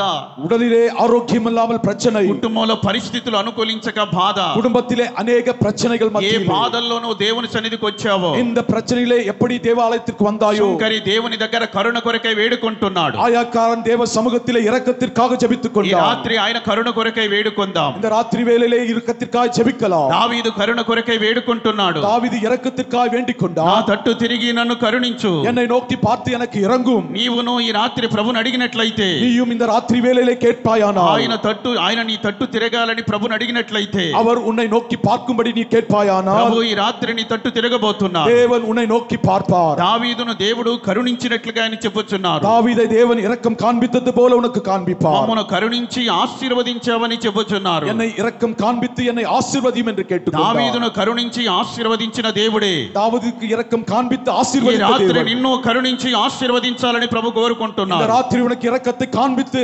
ஆசீர்வதிப்பார். 106వ కీర్తన 45వ వాక్యాన్ని మనం గమనించినప్పుడు, 106ஆம் சங்கீதம் 40ஆம் வசனத்தை దేవుడు பார்க்கிறோம். వారిని తలంచుకొని தேவன் அவர்களை சிந்தித்துக் கொண்டு ఆయన తన నిబంధనను జ్ఞాపకము చేసుకొనెను, அவர்களுடைய நிபந்தனையை அவர்கள் நினைவு తన கூர்ந்தார்கள். కృపా బాహుల్యమును బట్టి அவருடைய கிருபையின் நிமித்தமாக వారిని కరుణించెను. அவர்களுக்கு இரக்கம் ఇక్కడ காண்பித்தார். ఇశ్రాయేలీలు ప్రజలని దేవుడు కరుణించినట్లుగా వాక్యంలో రాయబడింది. இங்கே இஸ்ரவேல் ஜனத்தை தேவன் இரக்கம் காண்பித்ததை వీరి பார்க்கிறோம். పరిస్థితి కూడా ఒక దీనావస్థకు చేరి ఉన్నది. இவருடைய நிலவையும் நாம் பார்த்து கொண்டிருக்கிறோம். అనేక పర్యాయాలు ఆయన వారిని విడిపిస్తూ వచ్చాడు. அநேக முறை அவர்களை தேவன் விடுதலையாக்கி கொண்டிருந்தார். అయినను వారు తమ ఆలోచనను అనుసరించి తిరుగుబాటు చేస్తూ వచ్చారు. ஆனாலும் அவருடைய சிந்தனை நிமித்தமாய் தேவனுக்கு முரண்பட்டார்கள். తమ దోషముల చేత హీన దశకు వచ్చారు. அவருடைய தோஷத்தின் நிமித்தமாய் அவர்கள் தாழ்ந்து போனார்கள். అయినను ஆனாலும் వారు రోదన చేసి దేవునికి మొరపెట్టగా அவர்கள் வேதனையோடு தேவனை வேண்டிக் கொண்ட போது ఆయన వారి మొర విన్నాడు. அவருடைய ஜெபத்தை கேட்டார். వారికి కలిగిన శ్రమను చూచాడు. அவர்களுக்கு உண்டான உபத்திரவத்தை கண்டார். వారిని తలంచుకున్నాడు. அவரை சிந்தித்தார். వారిని తలంచుకొని నిబంధన జ్ఞాపకం చేసుకున్నాడు. அவர்களை நோக்கி பார்த்து நிபந்தனையை நினைத்துக் తన கொண்டார். కృపా బాహుల్యమును బట్టి அவருடைய கிருபை நிமித்தமாக వారిని ఆయన కరుణించాడు. அவர்களை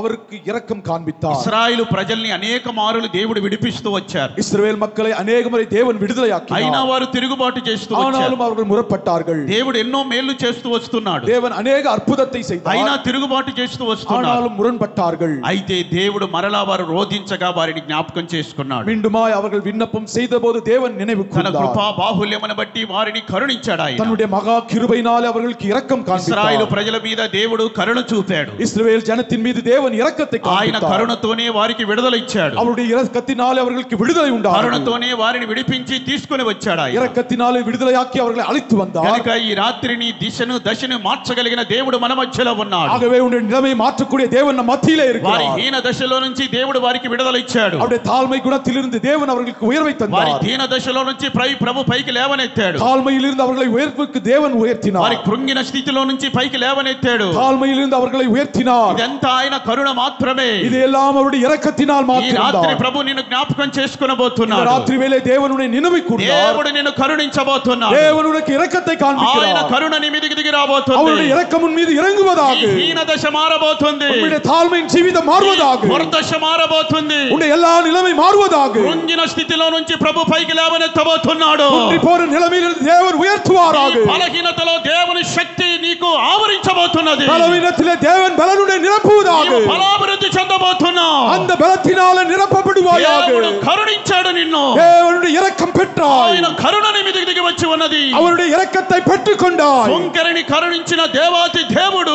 ஆயக்காரனுக்கு இரக்கத்தை காண்பித்த தேவன் ఈ రాత్రి నిన్ను కరుణిస్తున్నాడు. ఆయన இந்த ராத்திரி வேளை உனக்கு இரக்கத்தை காண்பிக்கிறார். దేవుని కనికరము పొందుకో. தேவனுடைய இரக்கத்தை பெற்றுக்கொள். దేవుని కనికరం పొందుకో. தேவனுடைய இரக்கத்தை பெற்றுக்கொள். దేవుని కనికరం పొందుకో. தேவனுடைய இரக்கத்தை பெற்றுக்கொள். ప్రభువా నేను ఏకాకిని, இயேசுவே நான் தனிமையாய் నేను இருக்கிறேன். బాధ నొందుతున్నాను. நான் பாடுபடுகிறேன். నా తట్టు తిరుగు. என்னை நோக்கி பாரு. నన్ను కరుణించు. என்னை இரக்கமாய் இறங்கு. నన్ను కరుణించు. எனக்கு இறங்கு. నన్ను కరుణించు. எனக்கு இறங்கு. ఇప్పుడే ప్రభు నిన్ను కరుణించబోతున్నాడు. இப்போது இரக்கத்தை காண்பிக்கிற தேவன். చప్పట్లు కొడుతూ ప్రభువును మహిమపరుద్దాం. கரங்களை தட்டி தேவனை மகிமைப்படுத்துங்கள். ప్లీజ్ రబల రబల గతురాల మనగరందర మానిగతురబల ఇలబల గలబల గలబ గతురాన మనగరందర గరదిన మానిగతురబల గరబ గతురా.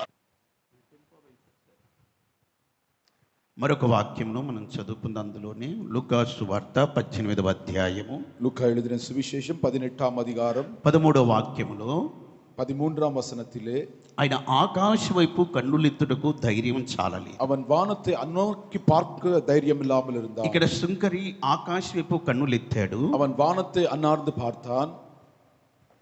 ఆయనను ఆయనకు ధైర్యం చాలలేదు. ஆனாலும் அவன் தைரியவன் அற்றவனாய் இருக்கிறான். సుంకరి అంటే బాగా డబ్బున్న వ్యక్తి. అతను ஆயக்காரன் என்றால் பணம் படைத்த மனிதன். సమృద్ధిగా సంపాదించాడు. அவனுக்கு அநேக பண உதவிகள் இருந்தது. అయినను సరే ஆனாலும் ఆయన డబ్బు వైపు కన్నులెత్తలేదు. அவன் பணத்தின் மீது தன்னுடைய கண்களை நோக்கவில்லை. ఆయన రోమా సామ్రాజ్యంలో ఒక పదవిలో ఉన్నాడు. ரோம சாம்ராஜ்யத்திலே ஒரு அதிகாரத்தில் இருந்தான். రోమా అధికారుల వైపు ఆయన కన్నులెత్తటలేదు. ரோம அதிகாரிகள் நோக்கி பார்க்கவில்லை. డబ్బు, రోమా సామ్రాజ్యం యొక్క పరిపాలన, అధికారులు మన పాపము నుంచి విడిపించలేరు. பணமும் ரோம சாம்ராஜ்ய அதிகாரம் நம்முடைய பாவத்திலிருந்து நமக்கு விடுதலை உண்டாகாது. కనుక మన పాపము నుంచి విడిపించగలిగినది మన ప్రభువు మాత్రమే. நம்முடைய பாவத்திலிருந்து விடுதலை உண்டாக்கக்கூடியது நம்முடைய ஆண்டவராகிய இயேசு கிறிஸ்து. ప్రేమైన దేవుని బిడ్డలారా, பிரியமான தேவஜனமே, గనుక మనం ఎవరి తట్టు కన్నులెత్తవలెను? ஆகவே நாம் யாரை நோக்கி பார்க்க வேண்டும்? మన కన్నులెత్తవలసినటువంటి ఎవరి తట్టు మన కన్నులెత్తి చూడాలి? யாரை நோக்கி நாம் பார்க்க வேண்டும்? వాక్యంలో రాయబడి ఉన్నది, வசனத்தில் எழுதப்பட்டது, ఆకాశమందు ఆసీనుడవైన వాడా, வானத்தில் இருக்கிற தேவனே, నీ తట్టు నా కన్నులెత్తుచున్నాను. உம்மை நோக்கி நான் பார்க்கிறேன். మన కన్నులు ఆయన తట్టు చూచుచున్నవి. நம்முடைய கண்கள் அவரை நோக்கி பார்க்கிறது. దైవజనుడు చెప్తున్నారు, தேவ ஊழியன் சொல்கிறான், ఆకాశమందు ఆసీనుడవైన వాడా, வானத்தில் இருக்கிற தேவனாகிய கர்த்தாவே, నీ తట్టు కన్నులెత్తుచున్నాను. உம்மை நோக்கி பார்க்கிறேன். మనం ఎవరి తట్టు కన్నులెత్తాలి? நாம் யாரை நோக்கி பார்க்க வேண்டும்? ఆకాశమందు ఆసీనుడై ఉన్నాడు ఆయన. வானத்தில் இருக்கிற தேவனாகிய கர்த்தரை, ఆయన తట్టు మన కన్నులెత్తాలి. அவரை நோக்கி பார்க்க வேண்டும். ఆకాశము దేవుని సింహాసనం, வானம் தேவனுடைய சிங்காசனமாக ఆయన இருக்கிறது. సింహాసనం మీద ఆయన ఆసీనుడై ఉన్నాడు. அவர் சிங்காசனத்தில் விற்றிருக்கிறார். కనుక మన కన్నులు ఆయన తట్టు ఎత్తాలి. ஆகவே நம்முடைய கண்கள் அவரை நோக்கி பார்க்க வேண்டும். నీవెవరి తట్టు కన్నులెత్తుచున్నావు? நீ யாரை நோக்கி பார்க்கிறாய்? ఎవరి తట్టు కన్నులెత్తి చూస్తున్నావు? யாரை நோக்கி பார்த்து கொண்டிருக்கிறாய்? ప్రియమైన దేవుని బిడ్డలారా, பிரியமான தேவஜனமே, మనకి ఎన్నో సమస్యలు ఉంటాయి, நமக்கு அநேக பிரச்சனைகள் உண்டு. మనకి ఎన్నో అవసరతలు ఉంటాయి, எத்தனையோ தேவைகள் உண்டு. మనకు సహాయం కావాలి. நமக்கு சகாயம் வேண்டும். ఎవరి తట్టు కన్నులెత్తి చూస్తున్నావు? யாரை நோக்கி பார்த்து கொண்டிருக்கிறாய்? అధికారుల వైపు కన్నులెత్తుతున్నారు, அதிகாரிகளை நோக்கி பார்க்கிறாயா? డబ్బున్న వారి వైపు కన్నులెత్తి చూస్తున్నారు, பணம் படைத்தவர்களை பார்க்கிறாயா? ఆస్తులు అంతస్తులున్న వారి వైపు కన్నులెత్తి చూస్తున్నారు. ஆஸ்தி அந்தஸ்து உள்ளவர்களை பார்க்கிறீர்களா? మనకు సహాయం అక్కడ నుండే వస్తుంది అనుకుంటున్నారు. நமக்கு உதவி அங்கே இருந்து வரும் என்று ఈ பார்க்கிறார்கள். పెద్ద బిల్డింగ్, ఉన్నతమైన వ్యక్తి ఇక్కడ నివసిస్తున్నారు, பெரிய பவனிலே இருக்கிறார் இவர் என்று ఈ பார்க்கிறார்கள். భవనములో నుంచే మనకు సహాయం అందుతుంది. இந்த கட்டடத்திலிருந்து எனக்கு உதவி வரும் என்று చిన్న நினைக்கிறார்கள். భూకంపం వస్తే ఆ భవనం కూలిపోతుంది. பூகம்பம் வரும்போது அந்த బిల్డింగ్ ఇడింది. ప్రియమైన దేవుని బిడలారా, ప్రియமான தேவஜனமே, మన సహాయం ఎక్కడ ఉన్నది? நம்முடைய உதவி எங்கே మన வருகிறது? కళ్ళు ఎక్కడ ఎత్తాలి? நம் கண்கள் எங்கே நோக்கி మన பார்க்கிறது? కన్నులు ఆయన తట్టు ఎత్తాలి. நம்முடைய கண்கள் அவரை நோக்கி பார்க்க సుంకరి வேண்டும். తన కన్నులు ఆకాశము తట్టు ఎత్తి ఉన్నాడు. ஆயக்காரன் தன்னுடைய கண்களை வானத்தை நோக்கி பார்த்தான். కనుక మన కన్నులు ఆయన తట్టు ఎత్తాలని కీర్తనాకారుడు చెప్పుచున్నారు. ஆகவே நம்முடைய கண்கள் அவரை நோக்கி பார்க்க வேண்டும் ప్రభు என்று తట్టు మన சொல்கிறார். కన్నులు ఎత్తినప్పుడు தேவனை நோக்கி பார்க்கும்போது దేవుని ద్వారా మనకు సహాయం కలుగుతుంది. தேவனாலே நமக்கு உதவி கிடைக்கும். கிடைக்கும். ఆయన దర్శనం మనకు కలుగుతుంది. அவருடைய தரிசனம் உண்டாகும். కనుక దేవుని వైపు మన కన్నులెత్తాలి. தேவனை நோக்கி பார்க்க ఆయన வேண்டும். ఎక్కడ ఉన్నాడు? அவர் எங்கே ఆయన இருக்கிறார்? ఆకాశమందు ఆసీనుడై ఉన్నాడు. அவர் వానத்திலே விற்றிருக்கிறார். ఆకాశమైన సింహాసనం, வானத்தை ఆ சிங்காசனமாயிற்றிருக்கிறார். సింహాసనం మీద ఆయన ఆసీనుడై ఉన్నాడు. அந்த சிங்காசனத்திலே அவர் இருக்கிறார். కనుక అక్కడ మీ కన్నులెత్తండి, அங்கே నోకి பாருங்கள், మీకు సహాయం అందుతుంది. உமக்கு சகாயம் உண்டாகும். అబ్రహాము గుడార ద్వారమందు కూర్చున్నారు. அபிரகாம் குடார வாசலிலே உட்கார்ந்தார். అది ఎండవేళ. அது மத்தியான ఆయన வேளையாயிருந்தது. కన్నులెత్తి చూశాడు. அவன் கண்களை உயர்த்தி பார்த்தான். అబ్రహాముకి కన్నులెత్తి చూసే ఒక అనుభవం ఉన్నది. அபிரகாம் கண்களை உயர்த்தி பார்க்கிற அனுபவம் ఆయన உண்டு. కన్నులెత్తి చూసే ఒక అనుభవం కలిగిన వాడు ఆయన. அவன் கண்களை உயர்த்தி பார்க்கிற அனுபவம் உடையவர். అలా ఆయన కన్నులెత్తి చూసినప్పుడు அவர் கண்களை உயர்த்தி பார்த்தபோது ఆయనకు ముగ్గురు వ్యక్తులు కనబడ్డారు. அவருக்கு 3 நபர்கள் ఆ பார்த்தார்கள். ముగ్గురు వ్యక్తులు ఎవరో తెలుసునా? அந்த 3 பேர் யார் தெரியுமா? తండ్రి, కుమార, పరిశుద్ధాత్మ దేవుడు. பிதா, குமாரன், பரிசுத்தாவியானவர். వెంటనే ఆయన పరిగెత్తుకుంటూ వెళ్ళాడు. உடனே அவர் ஓடி போனார். సాష్టాంగ నమస్కారం చేశాడు. சாஷ்டாங்கமாய் விழுந்து వారిని తన గుడారమునకు ఆహ్వానించారు. அவர்களை தன்னுடைய குடாரத்துக்கு அழைத்தார். నేను మీకు ఆతిథ్యం చేస్తాను, நான் உங்களை பராமரிப்பேன், మీరు స్వీకరించాలి. நீங்கள் அதை பெற்றுக் கொள்ளுங்கள். ఆయన గుడారం యొద్దనే ఒక చెట్టు ఉన్నది. அவருடைய குடாரத்திலே ஒரு செடி అది இருந்தது. సింధూర వనము గనుక సింధూర చెట్టు అక్కడ ఉన్నదనుకోండి. அது சிந்தூரவனமாய் அங்கே ஒரு மரம் వారు இருந்தது. అక్కడే కూర్చున్నారు. அந்த மரத்தின் அடியிலே உட்கார்ந்தார். వారికి ఆయన ఆతిథ్యం చేశాడు. அவர்களை அவர் உபகரித்தார். వారు దాన్ని స్వీకరించారు. அவர்கள் அதை பெற்றுக் கொண்டார்கள். అప్పుడు ఆయన చేసిన వాగ్దానం నెరవేరుతుందని చెప్పాడు. அப்போது அவர் செய்த வாக்குத்தத்தம் நிறைவேறும் என்று சொன்னார். అసాధ్యమైన కార్యము సాధ్యపరిచాడు ఆయన. அசாத்தியமான காரியத்தை தேவன் అబ్రహాము சாத்தியமாக்கினார். కన్నులెత్తి చూసినప్పుడు அபிரகாம் கண்களை நோக்கி பார்த்தபோது త్రిత్వ దేవుని దర్శనం కలిగింది. திருத்துவ தேவனுடைய தரிசனத்தை కనుక கண்டார். మీరు కన్నులెత్తి ఆకాశం వైపు తేరి చూడండి. ஆகவே நீங்கள் கண்களை உயர்த்தி வானத்தை அண்ணாந்து మీకు பாருங்கள். దేవుని దర్శనం కలుగుతుంది. தேவனுடைய தரிசனத்தை பெற்றுக்கொள்ள முடியும். దైవ దర్శనం మీకు అనుగ్రహించబడుతుంది. தேவ தரிசனத்தை பெற்றுக் கொள்வீர்கள். తండ్రి, కుమార, పరిశుద్ధాత్మ అబ్రహాము యొక్క గుడారాన్ని దర్శించారు. பிதா, குமாரன், பரிசுத்த ஆவியான அபிரகாமுடைய குடாரத்தை మీకు தரிசித்தார்கள். కన్నులెత్తి చూసే ఒక అనుభవం మీరు కలిగి ఉంటే, நீ கண்களை நோக்கி பார்க்கிற அனுபவம் இருந்தால் తండ్రి, కుమార, పరిశుద్ధాత్మ దేవుడు నీ గుడారమును దర్శిస్తారు. பிதா, குமாரன், பரிசுத்த ஆவியானவருடைய குடாரத்தை వారు தரிசிப்பார்கள். నీ ఇంటిని దర్శిస్తారు. அவருடைய வீட்டை தரிசிப்பார். కొన్ని సంవత్సరాల క్రితం దేవుడు వాగ్దానం చేశాడు వారితో. பல ஆண்டுகளுக்கு முன்பு தேவன் கொடுத்த ఆ வாக்குத்தத்தம் వాగ్దానం మీదటికి నెరవేరుతుందని ప్రభు చెప్పాడు. அந்த வாக்குத்தத்தம் நிறைவேறும் என்று ప్రభు சொன்னார். మీకు ఎన్నో వాగ్దానాలు చేశారు. தேவன் எத்தனையோ வாக்குத்தத்தத்தை ఆయన கொடுத்தார். మీతో చేసిన వాగ్దానాలన్నీ నెరవేర్చబడబోతున్నాయి. உன்னோடு செய்த வாக்குத்தத்தத்தை தேவன் நிறைவேற்ற ఆ போகிறார். వాగ్దానాలన్నీ నెరవేరాలంటే அந்த வாக்குத்தத்தம் நிறைவேண்டும் என்றால் ఆయన వైపు కన్నులెత్తి చూడండి. அவரை நோக்கி பாருங்கள். ఆయన దర్శనం మీకు కలుగుతుంది. அவருடைய தரிசனத்தை பெற்றுக்கொள்ள ఆయన முடியும். నీ ఇంటిని సమీపిస్తున్నాడు. அவர் உன்னுடைய வீட்டுக்கு சமீபமாயிருக்கிறார். జక్కయ్య ఇంటిలో ప్రవేశించిన దేవుడు నీ ఇంటిలో ప్రవేశించబోతున్నాడు. சகைவிட வீட்டிலே பிரவேசித்த தேவன் உன்னுடைய வீட்டுக்குள் பிரவேசிப்பார். ఒక సీమోను ఇంట ప్రవేశించిన యేసయ్య నీ ఇంట కూడా ప్రవేశించబోతున్నాడు. சீமோனுடைய வீட்டில் பிரவேசித்த தேவன் உன்னுடைய வீட்டிலே பிரவேசிப்பார். పేతురు ఇంట ప్రవేశించిన యేసయ్య మీ ఇంట ప్రవేశించబోతున్నాడు. பேதுருடைய வீட்டிற்கு வந்த தேவன் உன்னுடைய வீட்டுக்கு வருவாராக. మన దేవుడు మన ఇంట ప్రవేశించి మన ఆతిథ్యం స్వీకరించువాడు ఆయన. நம்முடைய தேவன் நம்முடைய வீட்டிற்கு வந்து நம்முடைய பொருத்தனைகளை ஏற்றுக்கொள்வார். ఆయన తట్టు మీ కన్నులెత్తి చూడండి. அவரை நோக்கி பாருங்கள். అబ్రహాము గుడారాన్ని దర్శించిన దేవుడే మిమ్మల్ని దర్శించబోతున్నాడు. அபிரகாமுடைய கூடாரத்தை தரிசித்த தேவன் உன்னை தரிசிக்கிறார். వాగ్దానము చేసిన వాడు నమ్మదగిన వాడు. வாக்குத்தத்தம் செய்தவர் நம்பத்தக்கவர். ఆ వాగ్దానం నెరవేర్చుట కొరకే వారి ఇంటికి వచ్చి ఉన్నాడు ఆయన. வாக்குத்தத்தம் நிறைவேறும்படியாய் அவருடைய வீட்டிற்கு కనుక வந்தார். నీతో చేసిన వాగ్దానములు ప్రభు నెరవేర్చాలని కోరుకుంటున్నారు. ஆகவே உன்னோடு செய்த வாக்குத்தத்தத்தை தேவன் நிறைவேற்ற ఈ రాత్రి போகிறார். ప్రభు తట్టు కన్నులెత్తి చూడు. இந்த காலத்திலே தேவனை நோக்கி பார்ப்பாயாக. ప్రభు నీకు దర్శనమిస్తాడు. தேவன் உனக்கு தரிசனத்தை ఆయన கொடுப்பார். నీ గుడారాన్ని సమీపిస్తాడు. அவர் உன்னுடைய குடாரத்தை சமீபிப்பார். నీకు అసాధ్యమైన కార్యములు ప్రభు సాధ్యము చేయబోతున్నాడు. உனக்கு அசாத்திய காரியத்தை தேவன் சாத்தியமாக்குவார். మనుషులకు అసాధ్యమైన కార్యములు దేవుడు చేయబోతున్నాడు. மனிதனுக்கு அசாத்தியமானது தேவன் నేను சாத்தியப்படுத்துவார். సర్వ శరీరులకు దేవుడను. சர்வ சரீரத்துக்கும் தேவனாய் నాకు இருக்கிறேன். అసాధ్యమైనది ఏదైనా కలదా? எனக்கு அசாத்தியமான காரியம் உண்டோ? మీదటికి నిర్ణయ కాలం. இது நிர்ணயிக்கப்பட்ட காலம். నేను మరలా వచ్చేదను. மீண்டுமாய் வருவேன். నా వాగ్దానం నెరవేరుతుంది. என்னுடைய வாக்குத்தத்தம் நிறைவேறும். శారమ్మ కౌగిటిలో ఒక మగబిడ్డ ఉంటాడు. ஏற்ற காலத்தில் உன் மடியிலே ஒரு குமாரன் ఆయనకు இருப்பார். ఇస్సాకును పేరు పెడతావు. அவனுக்கு ஈசாக்கு என்று பெயரிடுவார். నేను సర్వశక్తి గల దేవుడును. நான் சர்வ வல்லமையுள்ள தேவன். నేను సర్వశక్తి గల దేవుడును. நான் சர்வ வல்லமையுள்ள தேவன். నీకు అసాధ్యమైన కార్యములు నేను సాధ్యం చేయబోతున్నాను. உனக்கு அசாத்தியமான காரியத்தை నీ சாத்தியப்படுத்துவேன். కార్యములు నేను నెరవేర్చబోతున్నాను. உன்னுடைய காரியத்தை నా நிறைவேற்றுவேன். వాగ్దానం నెరవేరే కాలం సమీపించింది. என்னுடைய வாக்குத்தத்தம் நிறைவேறும் காலம் உண்டானது.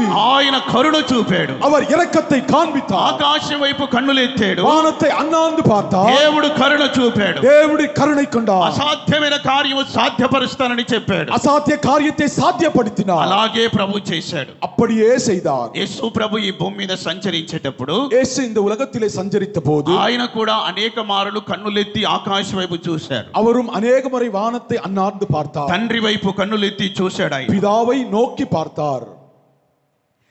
తండ్రి అయిన దేవుడు కుమారుడు కన్నులెత్తి చూసినప్పుడు ఎందు నిమిత్తమై కన్నులెత్తి చూశాడో ఆ కార్యము తండ్రి నెరవేర్చాడు. பிதாவாகிய தேவன் குமாரன் நோக்கி பார்த்தபோது எந்த காரியத்திற்காக செய்தாரோ அதை நிறைவேற்றினார். గలిలయ సముద్ర తీరాన్ని ఒకసారి యేసు ప్రభు సమీపించినప్పుడు, గలిలయ கடல் கரை அருகே அவர் சமீபித்த போது అక్కడ ఉన్న ప్రజలు ఒక వ్యక్తిని యేసు ప్రభు దగ్గరకు తీసుకొచ్చారు. அங்கே இருந்த ஜனங்கள் ஒரு மனிதனை இயேசுவிடத்திலே கொண்டு అతను வந்தார்கள். నత్తివాడు, அவன் திக்குவாயனும் అతను చెవిటివాడు. அவன் செவிடனுமாயிருந்தான். అతని స్వస్థపరచమని యేసు ప్రభు దగ్గరకు తీసుకొచ్చారు. அவனை சுகமாக்கும்படி இயேசுவிடத்திலே கொண்டு வந்தார்கள். యేసు ప్రభు వారిని చేయి పట్టుకొని బయటకు తీసుకొచ్చారు. இயேசு அவனை கரம் பிடித்து வெளியே கொண்டு వారి வந்து చెవుల్లో చేతులు పెట్టారు. அவருடைய காதிலே விரல்களை வைத்து ఆయన ఉమ్మి వేశారు. அவர் உமிழ்ந்து ఆకాశ వైపు కన్నులెత్తాడు. வானத்தை అన్నార్ந்து பார்த்தார். ఎఫాతా అని ఒక పదం ఆయన పలికాడు. எஃபாத்தா என்று சொன்னார். దాని యొక్క అర్థమేమనగా அதன் அர்த்தம் என்னவென்றால் తెరవబడుము అని అర్థం. திறக்கப்படுவதாக. యేసు ప్రభు ఆ మాట చెప్పిన వెంటనే இயேசு அந்த வார்த்தை சொன்னபடி అతని చెవులు తెరవబడ్డాయి. அவருடைய காதுகள் திறக்கப்பட்டது. అతని నాలుక నరము సడలించబడింది. அவருடைய நரம்புகளும் திறக்கப்பட்டது. అతడు చక్కగా మాట్లాడాడు. அவன் నன்றாக பேசத் అతడు துவங்கினான். శబ్దమును వినగలిగాడు. அவன் சத்தத்தை கேட்கத் தொடங்கினான். యేసు ప్రభు అతన్ని బాగు చేశాడు. இயேசு அவனை குணமாக்கினார். ఇతన్ని బాగు చేయుట కొరకై இவனை சுகமாக்கும்படி యేసు ప్రభు కన్నులెత్తి చూశాడు. இயேசு வானத்தை அண்ணாந்து பார்த்தார். నీవు కన్నులెత్తి చూసినట్లయితే நீ அண்ணாந்து பார்த்தால் నీకు స్వస్థత కలుగుతుంది. உனக்கு சுகம் உண்டாகும். నీకు ఆరోగ్యం కలుగుతుంది. உனக்கு ஆரோக்கியம் கிடைக்கும். ఎన్నో వ్యాధులు ఉండవచ్చు. எத்தனையோ வியாதி ఎన్నో இருக்கலாம். రోగాలు ఉండవచ్చు. எத்தனையோ பலவீனங்கள் చెవులు இருக்கலாம். వినబడక காது కొంతమంది, கேட்காமல் இருக்கலாம். మాట సరిగా రాక కొంతమంది, பேச முடியாமல் இருக்கலாம். థైరాయిడ్ తో కొంతమంది, தைராய்டினாலே பாதிக்கப்படலாம். నరాల బలహీనతతో మరికొంతమంది, நரம்பு வியாதியினாலே இருக்கலாம். శరీర సంబంధమైన అనారోగ్య బలహీనతలతో మరికొంతమంది, உடல் பலவீனத்தினாலே இருந்து கொண்டிருக்கலாம். క్యాన్సర్ పుండ్లతో కొంతమంది, கேன்சர் வியாதியினாலே నీరు பாதிக்கப்படலாம். పొక్కులతో కొంతమంది, சுகரினாலே இருக்கலாம். ఇలా చాలా మంది బాధపడుతూ ఉన్నారు. அநேக வியாதியினாலே பாதப்படலாம். ఇలా మీరు వ్యాధులతో రోగములతో బాధపడేటప్పుడు మీరు ఏం చేస్తున్నారు? வியாதியினாலே பிரச்சனைப்படும்போது என்ன செய்வீர்கள்? ఎవరు మంచిగా నయము చేయగలుగుతారో ఆ డాక్టర్ వైపు మీరు కన్నులెత్తి చూస్తున్నారు. எந்த டாக்டர் சுகமாக்குவாரோ அவரை நோக்கி ఏ பார்க்கிறீர்கள். మెడికల్ షాపులో మందులు మంచివో అక్కడికి వెళ్తున్నారు. எந்த மெடிக்கல் ஷாப்ல நல்ல மருந்து கிடைக்குமோ அதை நோக்கி డాక్టర్ వైపు కన్నులెత్తుతున్నారు. டாக்டரை நோக்கி பார்க்கிறீர்கள். హాస్పిటల్ వైపు కన్నులెత్తుతున్నారు. ஹாஸ்பிடலை நோக்கி பார்க்கிறீர்கள். మెడికల్ షాప్ వైపు కన్నులెత్తుతున్నారు. மருத்துவமனை பார்க்கிறீர்கள். ప్రియమైన దేవుని బిడ్డలారా, பிரியமான தேவஜனமே, మనిషి యొక్క అవయవములు నిర్మించినటువంటి నిర్మాణకుడు ఉన్నాడు. மனிதனுடைய அவயவங்களை உண்டாக்கின தேவன் உண்டு. ఈ శరీరములో ప్రతి అవయవాన్ని ఆయనే సృష్టించాడు. உன்னுடைய శరీరத்தின் அவயவங்களை அவர் ఈ உண்டாக்கினார். శరీరములో ఉన్న ఏ అవయవం బలహీనంగా ఉన్నదో అది ప్రభువుకు తెలుసు. உன்னுடைய శరీరத்தின் அவயவங்கள் எது பலவீனமோ அவர் ఎందుకంటే அறிவார். ఆయనే దాన్ని సృష్టించింది. அவரே அதை படைத்தவர். గనుక ఆయన మన మంచి డాక్టర్ అయి ఉన్నాడు. அவரே நம்முடைய டாக்டராய் இருக்கிறார். గనుక ఈ లోక డాక్టర్లందరికీ వైద్యం నేర్పినవాడు పరమ డాక్టర్, మన గొప్ప దేవుడు. இந்த டாக்டருக்கு வைத்தியத்தை கற்றுக் கொடுத்தவர் நம்முடைய டாக்டராய் ప్రభు இருக்கிறார். చెప్పారు, నిన్ను స్వస్థపరచు యెహోవాను నేనే అని. உன்னை குணமாக்குகிற தேவன் நானே என்று మన சொன்னார். మంచి డాక్టర్ మన గొప్ప దేవుడు. நம்முடைய வைத்தியர் நம்முடைய ஆண்டவராகிய இயேசு. మన ప్రభువైన యేసు మనకు ఒక మంచి వైద్యుడై ఉన్నాడు. நம்முடைய ஆண்டவராகிய இயேசு கிறிஸ்து நமக்கு மருத்துவராய் ఈ రోగము இருக்கிறார். నిమిత్తమై ప్రభు వైపు కన్నులెత్తి చూడు. வியாதி நிமித்தமாய் தேவனை நோக்கி பாரு. ఈ వ్యాధి నిమిత్తమై ప్రభు తట్టు కన్నులెత్తి చూడు. உன்னுடைய வியாதி நிமித்தமாய் தேவனை நோக்கி பாரு. ఈ రాత్రి ప్రభు నీ వైపు చూడబోతున్నాడు. இந்த ராத்திரி வேளையிலே தேவன் உன்னை நோக்கி ఈ பார்க்கிறார். రాత్రి ప్రభు నీ తట్టు తన కరము చాపబోతున్నాడు. தேவன் தன்னுடைய கரங்களை உன்னிடத்திலே ఈ நீட்டுகிறார். రాత్రి ప్రభు నిన్ను బాగు చేయబోతున్నాడు. இந்த ராத்திரியிலே தேவன் உன்னை குணமாக்க ఈ రాత్రి போகிறார். ప్రభు గాయములు విశ్వసించు. தேவனுடைய காரியங்களை ఆయన விசுவாசிப்பாயாக. బాగు చేయగలవాడని నమ్ము. அவர் சுகமாக்குவார் என்று விசுவாசி. నా ప్రభువే నా వైద్యుడని నీవు విశ్వసించు. என் ஆண்டவரே எனக்கு மருத்துவர் என்று ఆయన விசுவாசி. కరములతో ఇప్పుడే ప్రభు నిన్ను ముట్టుకొనబోతున్నాడు. அவருடைய கரத்தினால் அவர் தொட போகிறார். ఇప్పుడే నీ వ్యాధి తొలగిపోతుంది. இந்த வியாதி நீங்குவதாக. ఇప్పుడే నీ రోగం తొలగిపోతుంది. உன்னுடைய வியாதி நீங்குவதாக. యేసు ప్రభు దగ్గరికి వ్యాధిగ్రస్తులు వచ్చారు. இயேசுவினிடத்திலே வியாதியுள்ள மனிதன் வந்தான். తిరిగి వెళ్ళేటప్పుడు ఆరోగ్యంగా వెళ్ళారు. அவன் திரும்பி போகும்போது ఈ சௌக்கியமாய் రాత్రి போனான். దేవాలయమును సమీపించావు. இந்த ராத்திரி தேவாலயத்துக்கு యేసు வந்திருக்கிறாய். ప్రభుని సమీపించావు. இயேசுவினிடத்திற்கு வந்திருக்கிறாய். రోగముతో నీవు ఇక్కడికి వచ్చావు. வியாதியோடு வந்திருக்கலாம். ఆరోగ్యముతో తిరిగి వెళ్ళబోతున్నావు. சுகமாய் போவாய். ప్రభు నిన్ను ముట్టుకుంటున్నాడు. இயேசு உன்னை தொடுவார். యేసయ్య నిన్ను బాగు இயேசு చేయబోతున్నాడు. உன்னை சுகமாக்குவார். ఇప్పుడే నీ విడుదల పొందు. இப்போதே விடுதலை பெற்றுக் விடுதலை கொள்வாய். பொந்து. விடுதலை పెట్టుకో. ప్రభునందు నమ్మిక ఉంచు.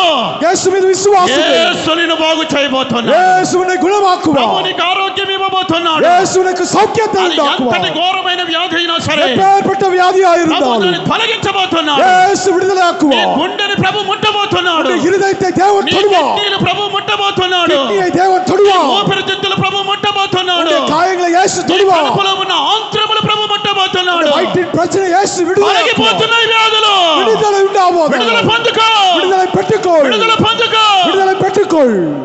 మన గొప్ప దేవుడు, మంచి ఆరోగ్యం ఇచ్చే దేవుడు. நம்முடைய பெரிய தேவன் நமக்கு சுகத்தை உண்டாக்கும். ఆయన తట్టు కన్నులెత్తి చూడండి. அவரை நோக்கி பாருங்கள். మరొక విషయాన్ని మనం గమనిద్దాం త్వరగా. மற்றொரு காரியத்தை பார்க்கலாம்.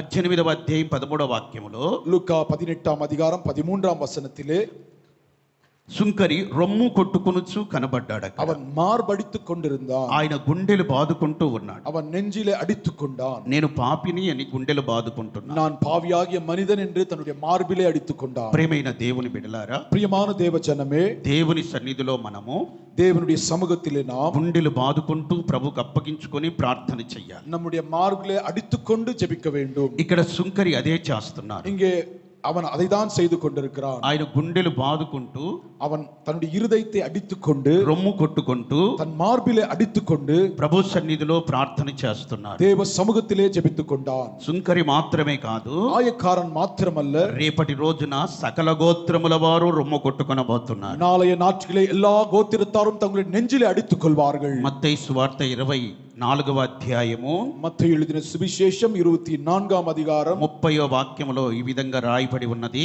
30ஆம் వచనத்திலே விதமாய் எழுதப்பட்டிருக்கிறது. అప్పుడు మనుష్య కుమారుని సూచన ఆకాశమందు కనబడును. அப்பொழுது மனுஷகுமாரனுடைய அடையாளம் வானத்திலே காணப்பட்டும், అప్పుడు మనుష్య కుమారుడు ప్రభావముతోను அப்பொழுது மனுஷகுமாரன் வல்லமையோடும் మహామహిమతోను மிகுந்த மகிமையோடும் ఆకాశ మేఘారుడై వచ్చుట చూచి வானத்தின் மேல் வருகிறதை கண்டு భూమి మీదనున్న సకల గోత్రముల వారు రొమ్ము కొట్టుకొందురు.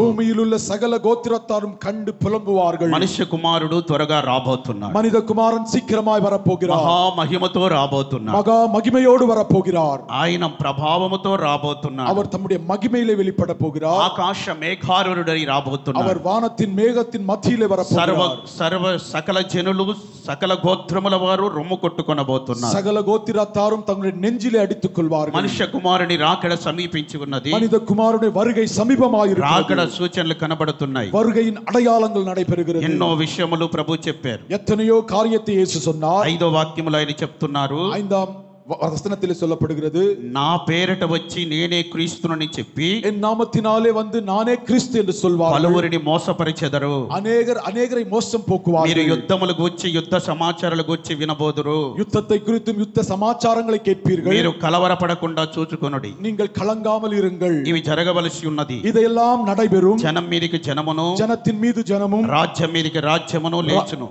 ராஜ்யத்தின் மீது ராஜ்யாங்கம் எழும்பும். అక్కడక్కడ కరువులు, அங்கங்கே பஞ்சங்களும் భూకంపములు కలుగును. பூகம்பங்களும் உண்டாகும். ఇవన్నీ వేదనలకు ప్రారంభం. இதெல்லாம் வேதனைக்கு ஆரம்பம். ప్రియమైన దేవుని బిడలారా, பிரியமான தேவ ஜனமே, ఇవన్నీ ప్రభు రాకడ సూచనలు. இது தேவனுடைய வருகையின் அடையாளங்கள். సుంకరి రొమ్ము కొట్టుకుంటూ ఉన్నాడు. ஆயக்காரன் தன்னுடைய மார்பிலே அடித்துக் ఇది கொண்டார். ప్రభు యొక్క రాకడికి సూచనగా మనకు చెప్పబడుతుంది. இது தேவனுடைய வருகைக்கு அடையாளமாய் சொல்லப்படுகிறது. యుద్ధాల గురించి మనం వింటున్నాం. யுத்தத்தை குறித்து கேள்விப்படுகிறோம். యుద్ధ సమాచారాల గురించి వింటున్నాం. யுத்த காரியங்களை கேட்டுக் கொண்டிருக்கிறோம். మన ఇండియాకి పాకిస్తాన్కి మొన్న ఒక యుద్ధం జరిగింది. இந்தியாவுக்கும் பாகிஸ்தானுக்கும் ஒரு யுத்தம் ఈ உண்டானது. యుద్ధమును గురించి మనం విన్నాం. இந்த யுத்தத்தை குறித்து கேள்விப்பட்டோம். ఇప్పుడు ఇజ్రాయేలుకి ఇరాన్కి యుద్ధం జరుగుతుంది. இப்போது இஸ்ரவேலுக்கும் ஈரானுக்கும் யுத்தம் ఈ நடைபெற்றுக் యుద్ధముల గురించి கொண்டிருக்கிறது. మనం వింటున్నాం. இந்த யுத்தத்தை பற்றி கேள்விப்படுகிறோம். ఆమాసుకి ఇస్రాయేలుకి యుద్ధం జరిగింది. ஆகாசுக்கும் இஸ்ரவேலுக்கும் யுத்தம் உண்டானது. అది మనం విన్నాం. அதையும் நாம் கேட்டோம். రాజాకు ఇస్రాయేలుకి యుద్ధం జరిగింది. காஜா தேசத்திற்கும் இஸ்ரவேலுக்கும் யுத்தம் ఆ உண்டானது. యుద్ధమును గురించి మనం విన్నాం. அதையும் நாம் கேட்டோம். రష్యాకి ఉక్రెయిన్కి యుద్ధం జరుగుతూనే ఉన్నది. ரஷ்யா யுக்ரைன் யுத்தங்கள் நடைபெற்றுக் యుద్ధ கொண்டிருக்கிறது. సమాచారాలు మనం వింటున్నాం. யுத்தத்தின் காரியங்களை கேட்டுக் கொண்டிருக்கிறோம். ప్రభు మేఘారుడై రాబోతున్నాడు. தேவன் வானத்தின் மீது இருந்து வரப்போகிறார். దానికి సూచన ఇది. அதுக்கு அடையாளம் இது. జనం మీదకి జనం లేవబోతున్నారు. ஜனத்தின் மீது ஜனம் எழும்புவார்கள். అలాగే లెగిస్తున్నారు. அப்படியே எழும்புகிறார்கள். రాజ్యాల మీదకి రాజ్యాలు లెగిస్తున్నారు. ராஜ்யத்தின் மீது ராஜ்யம் எழும்புகிறது. కరువులు అధికమవుతున్నాయి. பஞ்சங்கள் இருக்கிறது. భూకంపాలు అధికమవుతున్నాయి. நிலநடுக்கங்கள் உண்டாகிறது. సునామీలు అధికమవుతున్నాయి. சுனாமி உண்டாகிறது. ఎక్కడ చూసినా విపత్తులు. எங்கே பார்த்தாலும் விபத்துக்கள் అపాయములు జరుగుతున్నవి. అనేక అపాయங்கள் உண்டாகிறது. యాక్సిడెంట్ లో మరణిస్తున్నారు. యాక్సిడెంట్ல మరిக்கிறார்கள். విమానాలు కూలిపోతున్నాయి. విమానங்களும் మరిத்து పోகிறது. ట్రైన్లో యాక్సిడెంట్ జరుగుతున్నాయి. ట్రైన్களும் ఇడిந்து పోகிறது. బస్సులో బైకులో కార్లు చెప్పాల్సిన అవసరం లేదు. ఘోరముగా యాక్సిడెంట్లు జరుగుతున్నాయి. అనేక వాహనத்திலும் అనేక విపత్తుகள் నடைபெறுகிறது. సముద్ర ప్రయాణం చేసే బోట్లు తిరగబడిపోతున్నాయి. கடல் பிரயாணத்திலும் கவிழ்ந்து போகிறது. ఈ విపత్తులన్నీ దేనికి సూచన? ఇది ఎல்லாம் ఎదற்கு అడయాళం. మనుష్య కుమారుడు మేఘారూఢుడై రాబోతున్నాడు. మనిద కుమారుడు మేఘத்திலே வரப்போகிறார். ఆయన మహిమతో ప్రత్యక్షము కాబోతున్నాడు. அவர் மகிமையோடு வெளிப்பட போகிறார். సకల గోత్రముల వారు రమ్ము కొట్టుకొనబోతున్నారు. எல்லா கோத்திரத்தாரும் நெஞ்சிலே அடித்துக் கொள்வார்கள். ప్రభు యొక్క రాకడ సూచన. ఇది కర్తరుடைய வருகையின் అడయాళం. దైవ జనమా, దేవ జనమే, దేవుని బిడ్డలారా, దేవ పిల్లైகளே, మనము మేల్కొని ప్రార్థనలు గడపాలి. విழித்திருந்து நாம் ஜெபத்திலே கழிக்க வேண்டும். ప్రభు రాకడ అతి సమీపముగా మనకు కనబడుచున్నది. దేవుని வருகை అతి సమీపமாக இருக்கிறது. మనల్ని మనము తగ్గించుకొని ప్రభువుకు అప్పగించుకో. நம்மை நாம் தாழ்த்தி தேவனுக்கு ஒப்பு கொடுக்க வேண்டும். బాదుకొని ప్రభు సన్నిధిలో ప్రార్థన చేయి. మార్బై అడితుకొండు దేవ సముఖத்திலே జెబియండి. గుండెలు బాదుకొని ప్రభువుకి ప్రార్థన చేస్తున్నాడు. ఆయకారన్ మార్బై అడితుకొండు జెబితాడు. ప్రభు రాకడ అతి సమీపంగా కనబడుతున్నది. దేవుని வருகை సమీపமாக இருக்கிறது. మరొక విషయాన్ని మనం గమనించాలి. మற்றொரு காரியத்தை பார்க்கலாம். లూకా సువార్త 18వ అధ్యాయం 14వ వాక్యములో లూకా எழுதின సువిశేషం 18:14 వచనத்தில் నీతిమంతుడుగా తీర్చబడెను. ఇవన్ నీతిమానాయ్ తీర్చబడ్డాడు. సుంకరి ఇప్పుడు నీతిమంతుడుగా తీర్చబడినట్లుగా వాక్యం చూస్తున్నాం. ఆయకారన్ నీతిమానాయ్ మాற்றப்பட்டதாய் దేవాలయం దగ్గర మనం నీతిమంతులముగా మార్చబడాలి. దేవాలయத்திலே నీతిమానాయ్ మారపడ வேண்டும். ప్రియమైన దేవుని బిడ్డలారా, ప్రియమైన దేవజనమే, మనం నీతిమంతులముగా మార్చబడితే நாம் நீதிமானாய் மாறும் போது మత్తయి సువార్త 13వ అధ్యాయం 43వ వాక్యములో ఈ విధముగా రాయబడి ఉన్నది. మత్తయి 13:40 వచనத்திலே నీతిమంతులు తండ్రి రాజ్యములో సూర్యుని వలె తేజరిల్లుతారు. నీతిమాన్ పితావుడి రాజ్యத்திலே సూర్యனை போல பிரகாசிப்பார்கள். నీతిమంతులు ఇప్పుడు ఎక్కడికి తీసుకురాబడుతున్నారు? నీతిమాన్ ఎంగే పోகிறார்கள்? తండ్రి రాజ్యమునకు వచ్చుచున్నారు. పితావుడి రాజ్యத்திலே అక్కడ ప్రవేశిస్తారు. సూర్యుని వలె వాళ్ళు తేజరిల్లబోతున్నారు. அங்கே సూర్యனை போல பிரகாசிப்பார்கள். సుంకరి ఇప్పుడు ఎక్కడికి వచ్చాడు? ఆయకారన్ ఎంగే வந்திருக்கிறார்? దేవుని రాజ్య అనుభవానికి వచ్చాడు. దేవుడి రాజ్యத்தின் అనుభవத்திற்கு మనం అందరము దేవుని రాజ్య అనుభవానికి రావాలి. நாம் அனைவரும் தேவ ராஜ்யத்துக்குரியவர்களாக దేవుని రాజ్యం భోజనము పానము కాదు. దేవుడి రాజ్యం పుసిப்பும் కుడిப்பும் அல்ல. దేవుని రాజ్యం భోజనముతో పానముతో ముడిపెట్టబడలేదు. దేవుడి రాజ్యం పుసిப்பும் కుడిப்புமானது அல்ல. దేవుని రాజ్యం నీతి అయ్యున్నది. దేవుడి రాజ్యం నీతియాய் இருக்கிறது. దేవుని రాజ్యం సమాధానం అయ్యున్నది. దేవుడి రాజ్యం సమాధానத்துக்கு దేవుని రాజ్యం పరిశుద్ధాత్మల ఆనందం అయ్యున్నది. దేవుడి రాజ్యం పరిశుద్ధ ఆవికుల్ ఆనందమాయి இருக்கிறது. ఇప్పుడు నీతిమంతుడుగా మార్చబడ్డాడు. ఆయకారన్ నీతిమానాய் మారి இருக்கிறார். సుంకరికి ఇప్పుడు సమాధానం కలిగింది. ఆయకారనుకు సమాధానం ఉంది. సుంకరికి ఇప్పుడు పరిశుద్ధాత్మల ఆనందం కలుగుతున్నది. ఆయకారనుకు పరిశుద్ధ ఆవిలో సంతోషం ఉంది. ఒక పాపిని ప్రభు ఎలా మార్చాడో చూడండి. ஒரு பாவியை தேவன் எவ்விதமாய் மாற்றினார். నీవు నీతిమంతుడుగా మార్చబడేది దేవాలయమే. நீ நீதிமானாய் மாறக்கூடிய இடம் தேவனுடைய ஆலயம். నీకు సమాధానం కలిగేది దేవాలయమే. உனக்கு சமாதானம் உண்டாகக்கூடிய இடம் தேவனுடைய ஆலயம். పరిశుద్ధాత్మలో ఆనందం కలిగేది దేవాలయములోనే. పరిశుద్ధ ఆవిలో ఆనందం ఉండాவது దేవ సముఖத்திலே. అందరము పరిశుద్ధాత్మలో ఆనందించాలి. நாம் அனைவரும் పరిశుద్ధ ఆవిలో సంతోషిக்க வேண்டும். పరిశుద్ధాత్మలో సంతోషించాలి. పరిశుద్ధ ఆవిలో మగిల வேண்டும். అదే దేవుని యొక్క రాజ్యము. அதுவே தேவனுடைய ராஜ்யமாய் ఈ இருக்கிறது. రాజ్యములో మనం సూర్యుని వలె తేజరిల్లాలి. இந்த ராஜ்யத்திலே சூரியனை போல பிரகாசிக்க ఈ வேண்டும். తండ్రి యొక్క రాజ్యము. இது பிதாவினுடைய ராஜ்யம். ఆయన ప్రేమ స్వరూపి. அவர் அன்பின் ராஜ்யம். ఆయన నిత్యుడగు తండ్రి. அவர் నిత్యமான పితా. ఆయన సమాధానకర్త. அவர் సమాధానத்தின் కర్త. ప్రేమ స్వరూపి యొక్క రాజ్యములో మనం తేజరిల్లాలి. అన్మిన్ కుమారుడి రాజ్యத்திலே ప్రవేశిக்க வேண்டும். సమాధానకర్త అయిన దేవుని రాజ్యములో తేజరిల్లాలి. సమాధానத்தின் దేవుని రాజ్యத்திலே ప్రవేశిக்க வேண்டும். నిత్యుడగు తండ్రి రాజ్యములో తేజరిల్లాలి. నిత్య పితావుడి రాజ్యத்திலே ప్రవేశిக்க வேண்டும். నీతిమంతులంతా గట్టిగా హల్లెలూయా అని చెప్పండి. హల్లెలూయా. ఇంకొక విషయాన్ని మనం గమనిద్దాం. మற்றொரு காரியத்தை తనను பார்க்கலாம். తానే తగ్గించుకున్నాడు. தன்னைத்தான் தாழ்த்தினான். సుంకరిని ఎవరు తగ్గించలేదు. ఆయకారను யாரும் தாழ்த்தவில்லை. ఒకవేళ పరిసయ్యుడు కొంచెం తక్కువ అంచనా వేసినప్పటికీ పరిసయ్యన్ అవని ఇలివాయ్ பார்த்த போதிலும் అది వేరే విషయము. அது వేరే కార్యం. సుంకరి తనను తానే తగ్గించుకుంటున్నాడు. ఆయకారన్ తన్னைத்தான் మనల్ని தாழ்த்தினான். మనమే తగ్గించుకోవాలి. நம்மை நாம் தாழ்த்த வேண்டும். యేసు ప్రభు ఏం చెప్పాడో తెలుసునా? యేసు என்ன சொன்னார் தெரியுமா? మత్తయి సువార్త 18వ అధ్యాయం 4వ వాక్యములో మత్తయి 18:4 ఈ వచనத்திலே చిన్న బిడ్డ వలె తనను తాను తగ్గించుకొనువాడే పరలోక రాజ్యములో గొప్పవాడు. இந்த சிறிய பிள்ளை போல தன்னைத்தான் தாழ்த்துகிறவன் பரலோகத்திலே பெரியவன். ఒక చిన్న బిడ్డ వలె మనం తగ్గించుకోవాలి. ஒரு சிறிய குழந்தை போல தாழ்த்த வேண்டும். మనం అప్పుడు ఎక్కడికి వెళ్తున్నామో తెలుసునా? நாம் எங்கே போகிறோம் தெரியுமா? పరలోక రాజ్యానికి వెళ్తున్నాం. பரலோக ராஜ்யத்திற்கு అక్కడ போகிறோம். మనం ఎలా ఉండబోతున్నాం? அங்கே எப்படி இருப்போம்? మన గొప్పవారముగా ఉండబోతున్నాం. அங்கே பெரியவராய் இருப்போம். పరలోక రాజ్యములో మనం గొప్పవారముగా ఉండబోతున్నాం. பரலோக ராஜ்யத்திலே பெரியவனாய் இருப்பான். సుంకరి ఇప్పుడు ఎక్కడికి వచ్చాడు? ఆయకారన్ எங்கே இருக்கிறார்? పరలోక రాజ్య అనుభవానికి వచ్చాడు. பரலோக ராஜ்யத்தின் அனுபவத்திற்கு పరలోకంలో வந்தார். గొప్పవాడుగా ఉండబోతున్నాడు. பரலோகத்திலே பெரியவனாயிருப்பாய் ఒక చిన్న బిడ్డ వలె తగ్గించుకుందాం. சிறிய பிள்ளை போல் தாழ்த்திக் ఒక கொள்ளலாம். చిన్న బిడ్డ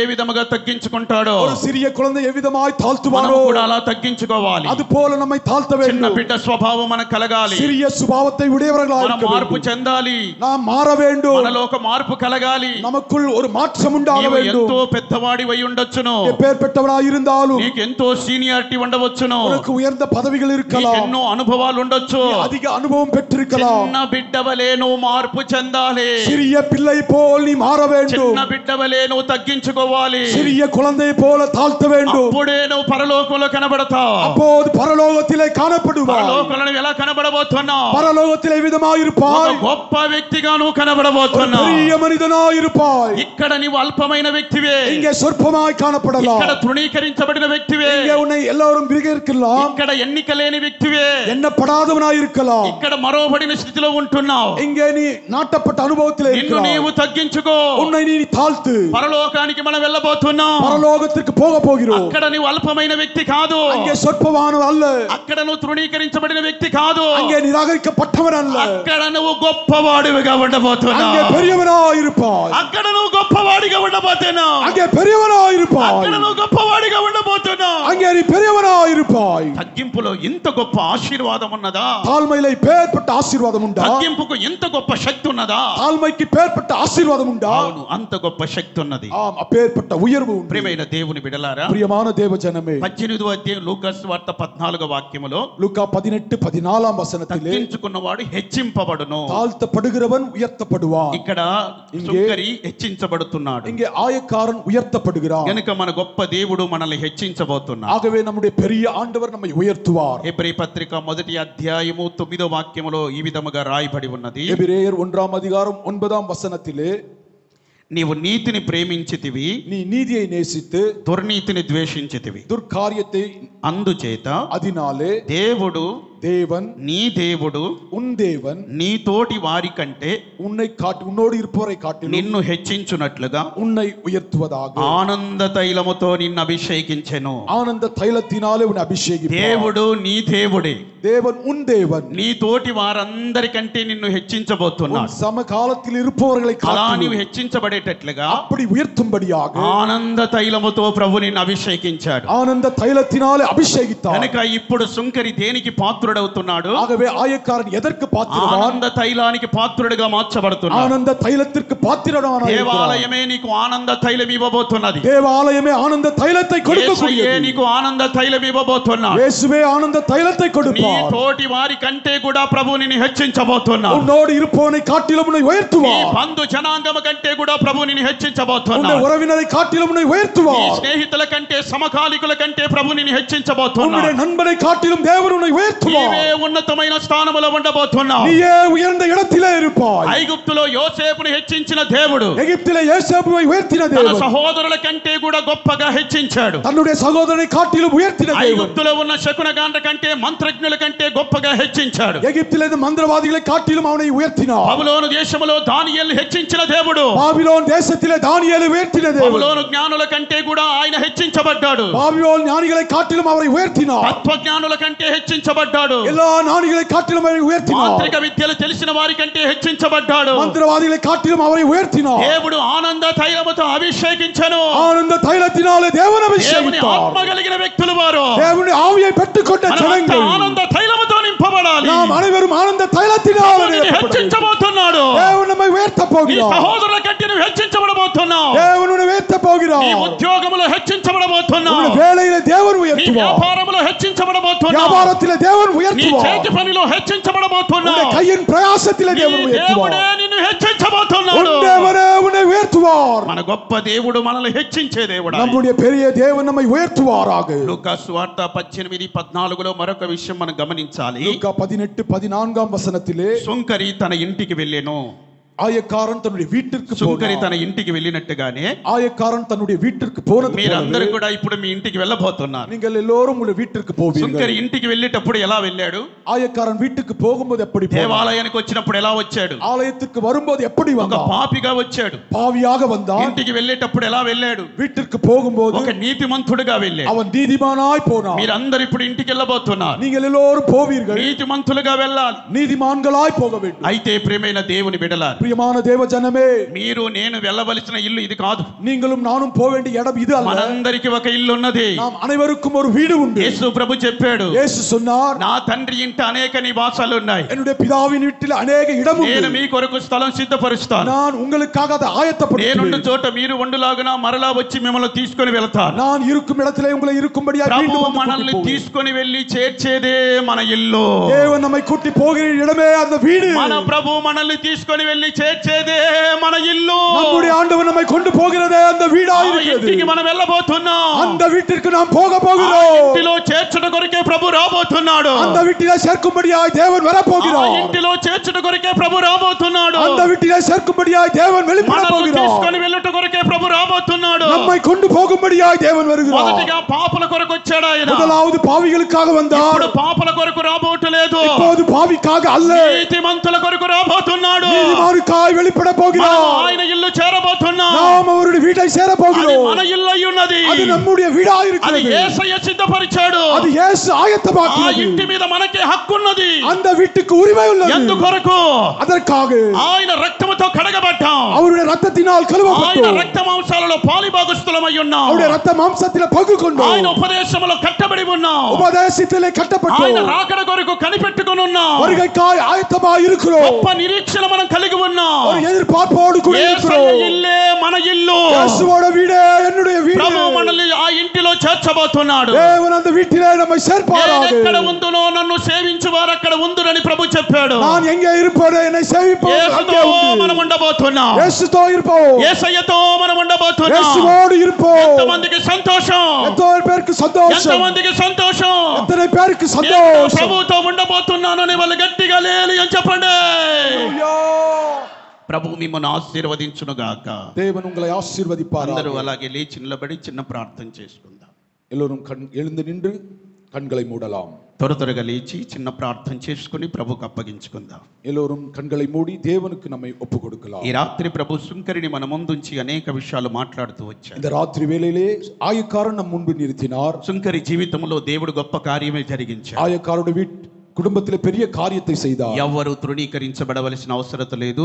யாரும் தள்ளப்பட வேண்டிய அவசியம் இல்லை. మన ప్రభు మనందరిని ఏర్పరచుకున్నారు. நம்முடைய தேவன் நம்மை தெரிந்து கொண்டார். మన దేవుడు గొప్పవాడు. நம்முடைய தேவன் பெரியவர். ఆయన త్వరగా రాబోతున్నారు. அவர் சீக்கிரம் வெளிப்பட ఆయన போகிறார். ఇల్లు మనం చేరబోతున్నాం. அவருடைய வீட்டை சேர போகிறோம். అది ఆయన ఇల్లు కాదు. அது அவருடைய வீடு అది அல்ல. మన ఇల్లే. அது நம்முடைய வீடு. అది మన ఇల్లే. அது நம்முடைய வீடு. మన కొరకే ప్రభు సిద్ధపరిచాడు. நமக்காக அவர் ஆயத்தமாக்கினார். యేసు మేఘారూఢుడై రాబోతున్నాడు. యేసు మేఘం మీద வெளிப்பட మహిమతో போகிறார். రాబోతున్నాడు. மகிமையோடு வெளிப்படுவார். మహిమతో ప్రత్యక్షము కాబోతున్నాడు. மகிமையோடு வெளிப்பட போகிறார். సియోను కట్టి சியோனை கட்டி మహిమతో ప్రత్యక్షమగును.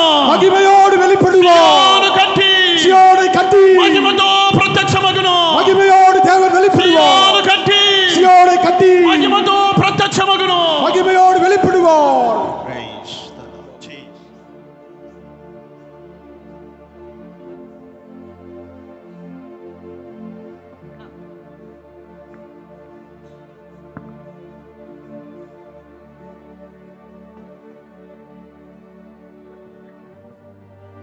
అందరూ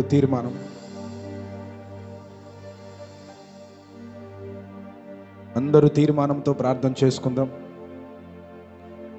విన్న వాక్యాన్ని బట్టి తీర్మానంతో అందరూ ప్రార్థన చేసుకుందాం. ఈ రాత్రి పరిశుద్ధాత్ముడు ఓ ప్రత్యేక శైలిలో మనతో మాట్లాడుతూ వచ్చారు. సుంకరిని మన ఎదుట నిలిపి, సుంకరి దేవుని మందిరానికి వచ్చేటప్పుడు పాపిగా వచ్చాడు, తిరిగి వెళ్ళేటప్పుడు నీతిమంతుడిగా తిరిగి వెళ్తూ ఉన్నాడు. ఈ రాత్రి ఆయన సన్నిధికి వచ్చిన మనల్ని అందరినీ కూడా నీతిమంతులుగా దేవుడు తీర్చి పంపించబోతూ ఉన్నాడు. మన కొరకు దేవుడు సిద్ధపరిచిన ఆశీర్వాదములతో నింపి పంపబోతూ ఉన్నాడు. మన కొరకు దేవుడు సిద్ధపరిచిన ప్రతి దీవెన మనకు అనుగ్రహించి పంపబోతూ ఉన్నాడు. దేవుని కనికరము మన మీదికి దిగి రాబోతూ ఉంది. సుంకరి దేవుని కనికరము కొరకు ప్రార్థించాడు. ఈ రాత్రి దేవుని కనికరము మన మీదికి రాబోతూ ఉంది. దేవుని కనికరములో మనకు స్వస్థత ఉంది. దేవుని కనికరము 1000 తరముల వరకు మన మీద ఉండబోతూ ఉంది. తీర్మానంతో ప్రార్థన చేసుకుందాం. తీర్మానముతో ప్రార్థన చేసుకుందాం. ఆకాశం వైపు కన్నులెత్తి, ఆకాశం వైపు కన్నులెత్తే అనుభవము కలిగిన వాడు సుంకరి. మనుషుల వైపు కన్నులెత్తలేదు, అధికారుల వైపు కన్నులెత్తలేదు, డబ్బు వైపు కన్నులెత్తలేదు. ఆకాశము వైపు, సింహాసనం వైపు కన్నులెత్తి ఉన్నాడు. ఆకాశము నుండి కలిగే గొప్ప ఆశీర్వాదములు పొందుకున్నాడు. ఆకాశం అనే మంచి ధననిధి అతని కొరకు తెరవబడింది. పట్టజాలనంత విస్తారమైన దీవెనలు పొందుకున్నాడు. ఈ రాత్రి ఆకాశం వైపు కన్నులెత్తు. అద్భుతమైన విడుదల నీకు కలగబోతూ ఉంది. నీ అవసరతలన్నీ తీర్చబడబోతూ ఉన్నాయి. హృదయపూర్వకముగా ప్రార్థన చేసుకుందాం. తీర్మానముతో ప్రార్థన చేసుకుందాం. ఈ రాత్రి పరిశుద్ధాత్ముడు మనతో మాట్లాడుతూ వచ్చాడు. సుంకరి ఏ విధంగా అయితే దేవుని మందిరములోనికి ప్రవేశించటానికి అర్హత లేదని అనుకొని దేవుని మందిరము ఎదుట నిలిచి ప్రార్థన చేశాడు.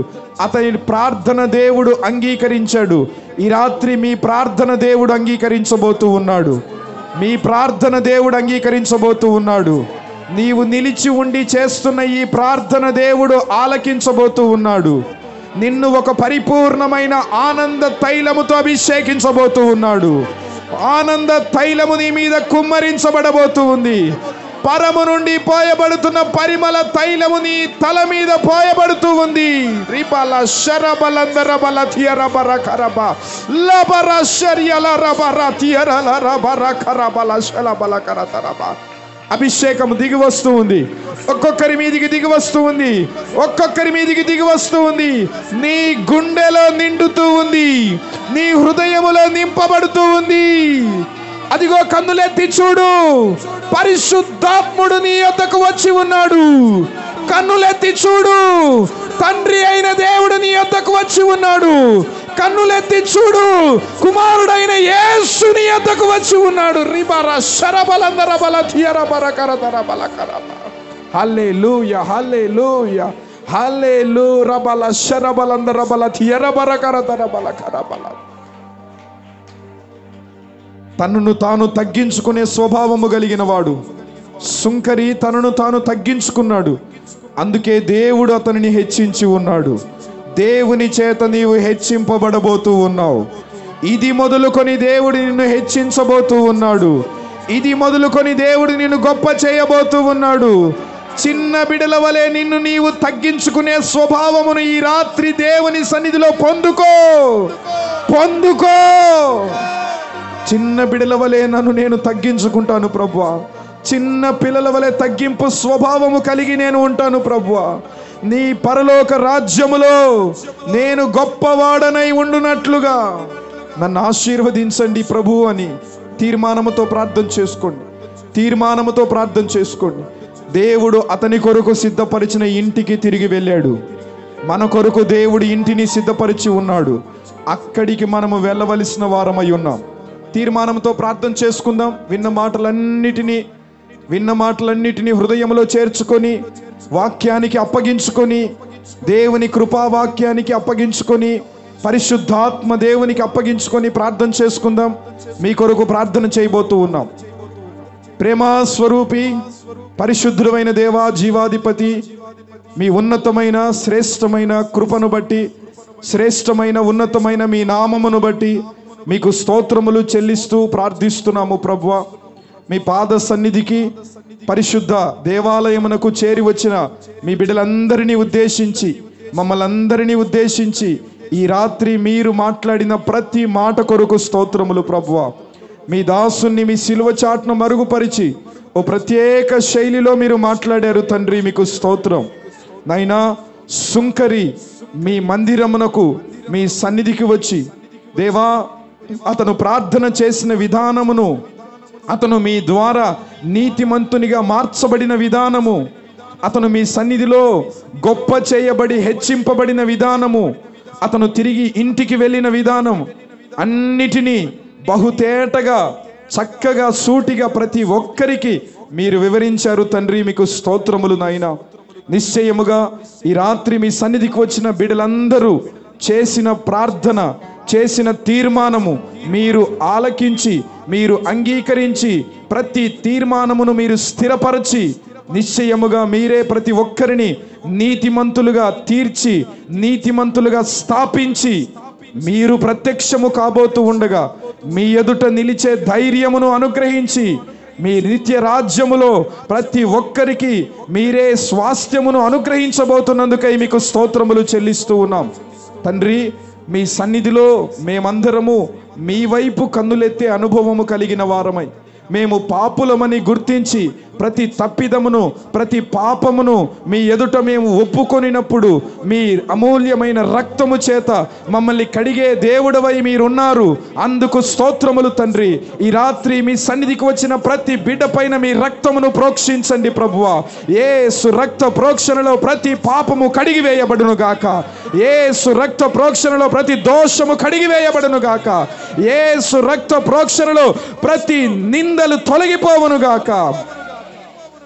నిందారహితముగా జీవించటానికి, నిర్దోషముగా జీవించటానికి, నిష్కలంకముగా జీవించటానికి మీరే కృపను అనుగ్రహించమని వేడుకుంటున్నాము తండ్రి. మీకు స్తోత్రం. ప్రతి ఒక్కరము ధైర్యముతో మీ కృపాసనము యొద్దకు చేరటానికి కృపనివ్వండి ప్రభు, కృపనివ్వండి ప్రభు. మీ సన్నిధికి వచ్చిన మీ బిడ్డలు మీకు భయపడటం నేర్చుకొని, మీ వాక్యాన్ని అనుసరించి నడవటం, మీ ఆజ్ఞలను అనుసరించి నడవటం, మిమ్మల్ని ప్రేమించుచు జీవించటం నేర్చుకునేటట్లుగా సహాయము చేయండి ప్రభువా. నిశ్చయముగా మీ కనికరము చేత మీ ప్రజలను నింపండి తండ్రి. మీకు స్తోత్రం. మీ కనికరము ప్రతి ఒక్కరి మీదికి దిగివచ్చునుగాక. ప్రతి ఒక్కరి పైన మీ కనికరము దిగివచ్చునుగాక. ఈ రాత్రి ఇక్కడ చేరిన ప్రతి ఒక్కరూ మీ కనికరమును పొందుదురుగాక. తరతరములు మీ కనికరముతో నడిపించబడుదురుగాక. మీకు స్తోత్రములు చెల్లిస్తూ ఉన్నాం. విన్న ప్రతి మాటను ప్రతి ఒక్కరి హృదయాలలో మీరు స్థిరపరచండి తండ్రి. వాక్యానుసారముగా మీరు జీవింపచేయండి ప్రభువ. ఇప్పటి వరకు నిలిచి మీ వాక్యం అందించిన మీ సేవకుణ్ణి మరింతగా మీరు బలపరిచి ఉన్నతమైన అభిషేకముతో నింపి వాడుకోమని వేడుకుంటున్నాము తండ్రి. మీకు స్తోత్రములు. ఇక రాబో దినములలో నిశ్చయముగా ఈ పరిచర్యను మీరు అంచెలంచెలుగా ఆశీర్వదించి అభివృద్ధి పరచబోతున్నందుకై మీకు స్తోత్రములు. చేరి వచ్చిన బిడ్డలందరినీ నిండార్లుగా మీరు దీవించమని వేడుకుంటూ మహిమ, ఘనత, ప్రభావములు మీరే పొందుకోమని నజరేయుడైన యేసు నామములో అడిగి వేడుకుంటున్నాము తండ్రి. అందరూ చెప్పాలి ఆమేన్. మన తండ్రి అయిన దేవుని ప్రేమ, కుమారుడైన యేసు క్రీస్తు వారి కృప, పరిశుద్ధాత్మ దేవుని సన్నిధి సహవాసం ఇప్పుడు ఎల్లప్పుడూ సదాకాలం మనకును సకల పరిశుద్ధులకును తోడయుండి నడిపించును గాక. బిగ్గరగా చెప్పండి ఆమేన్. హల్లెలూయా, హల్లెలూయా.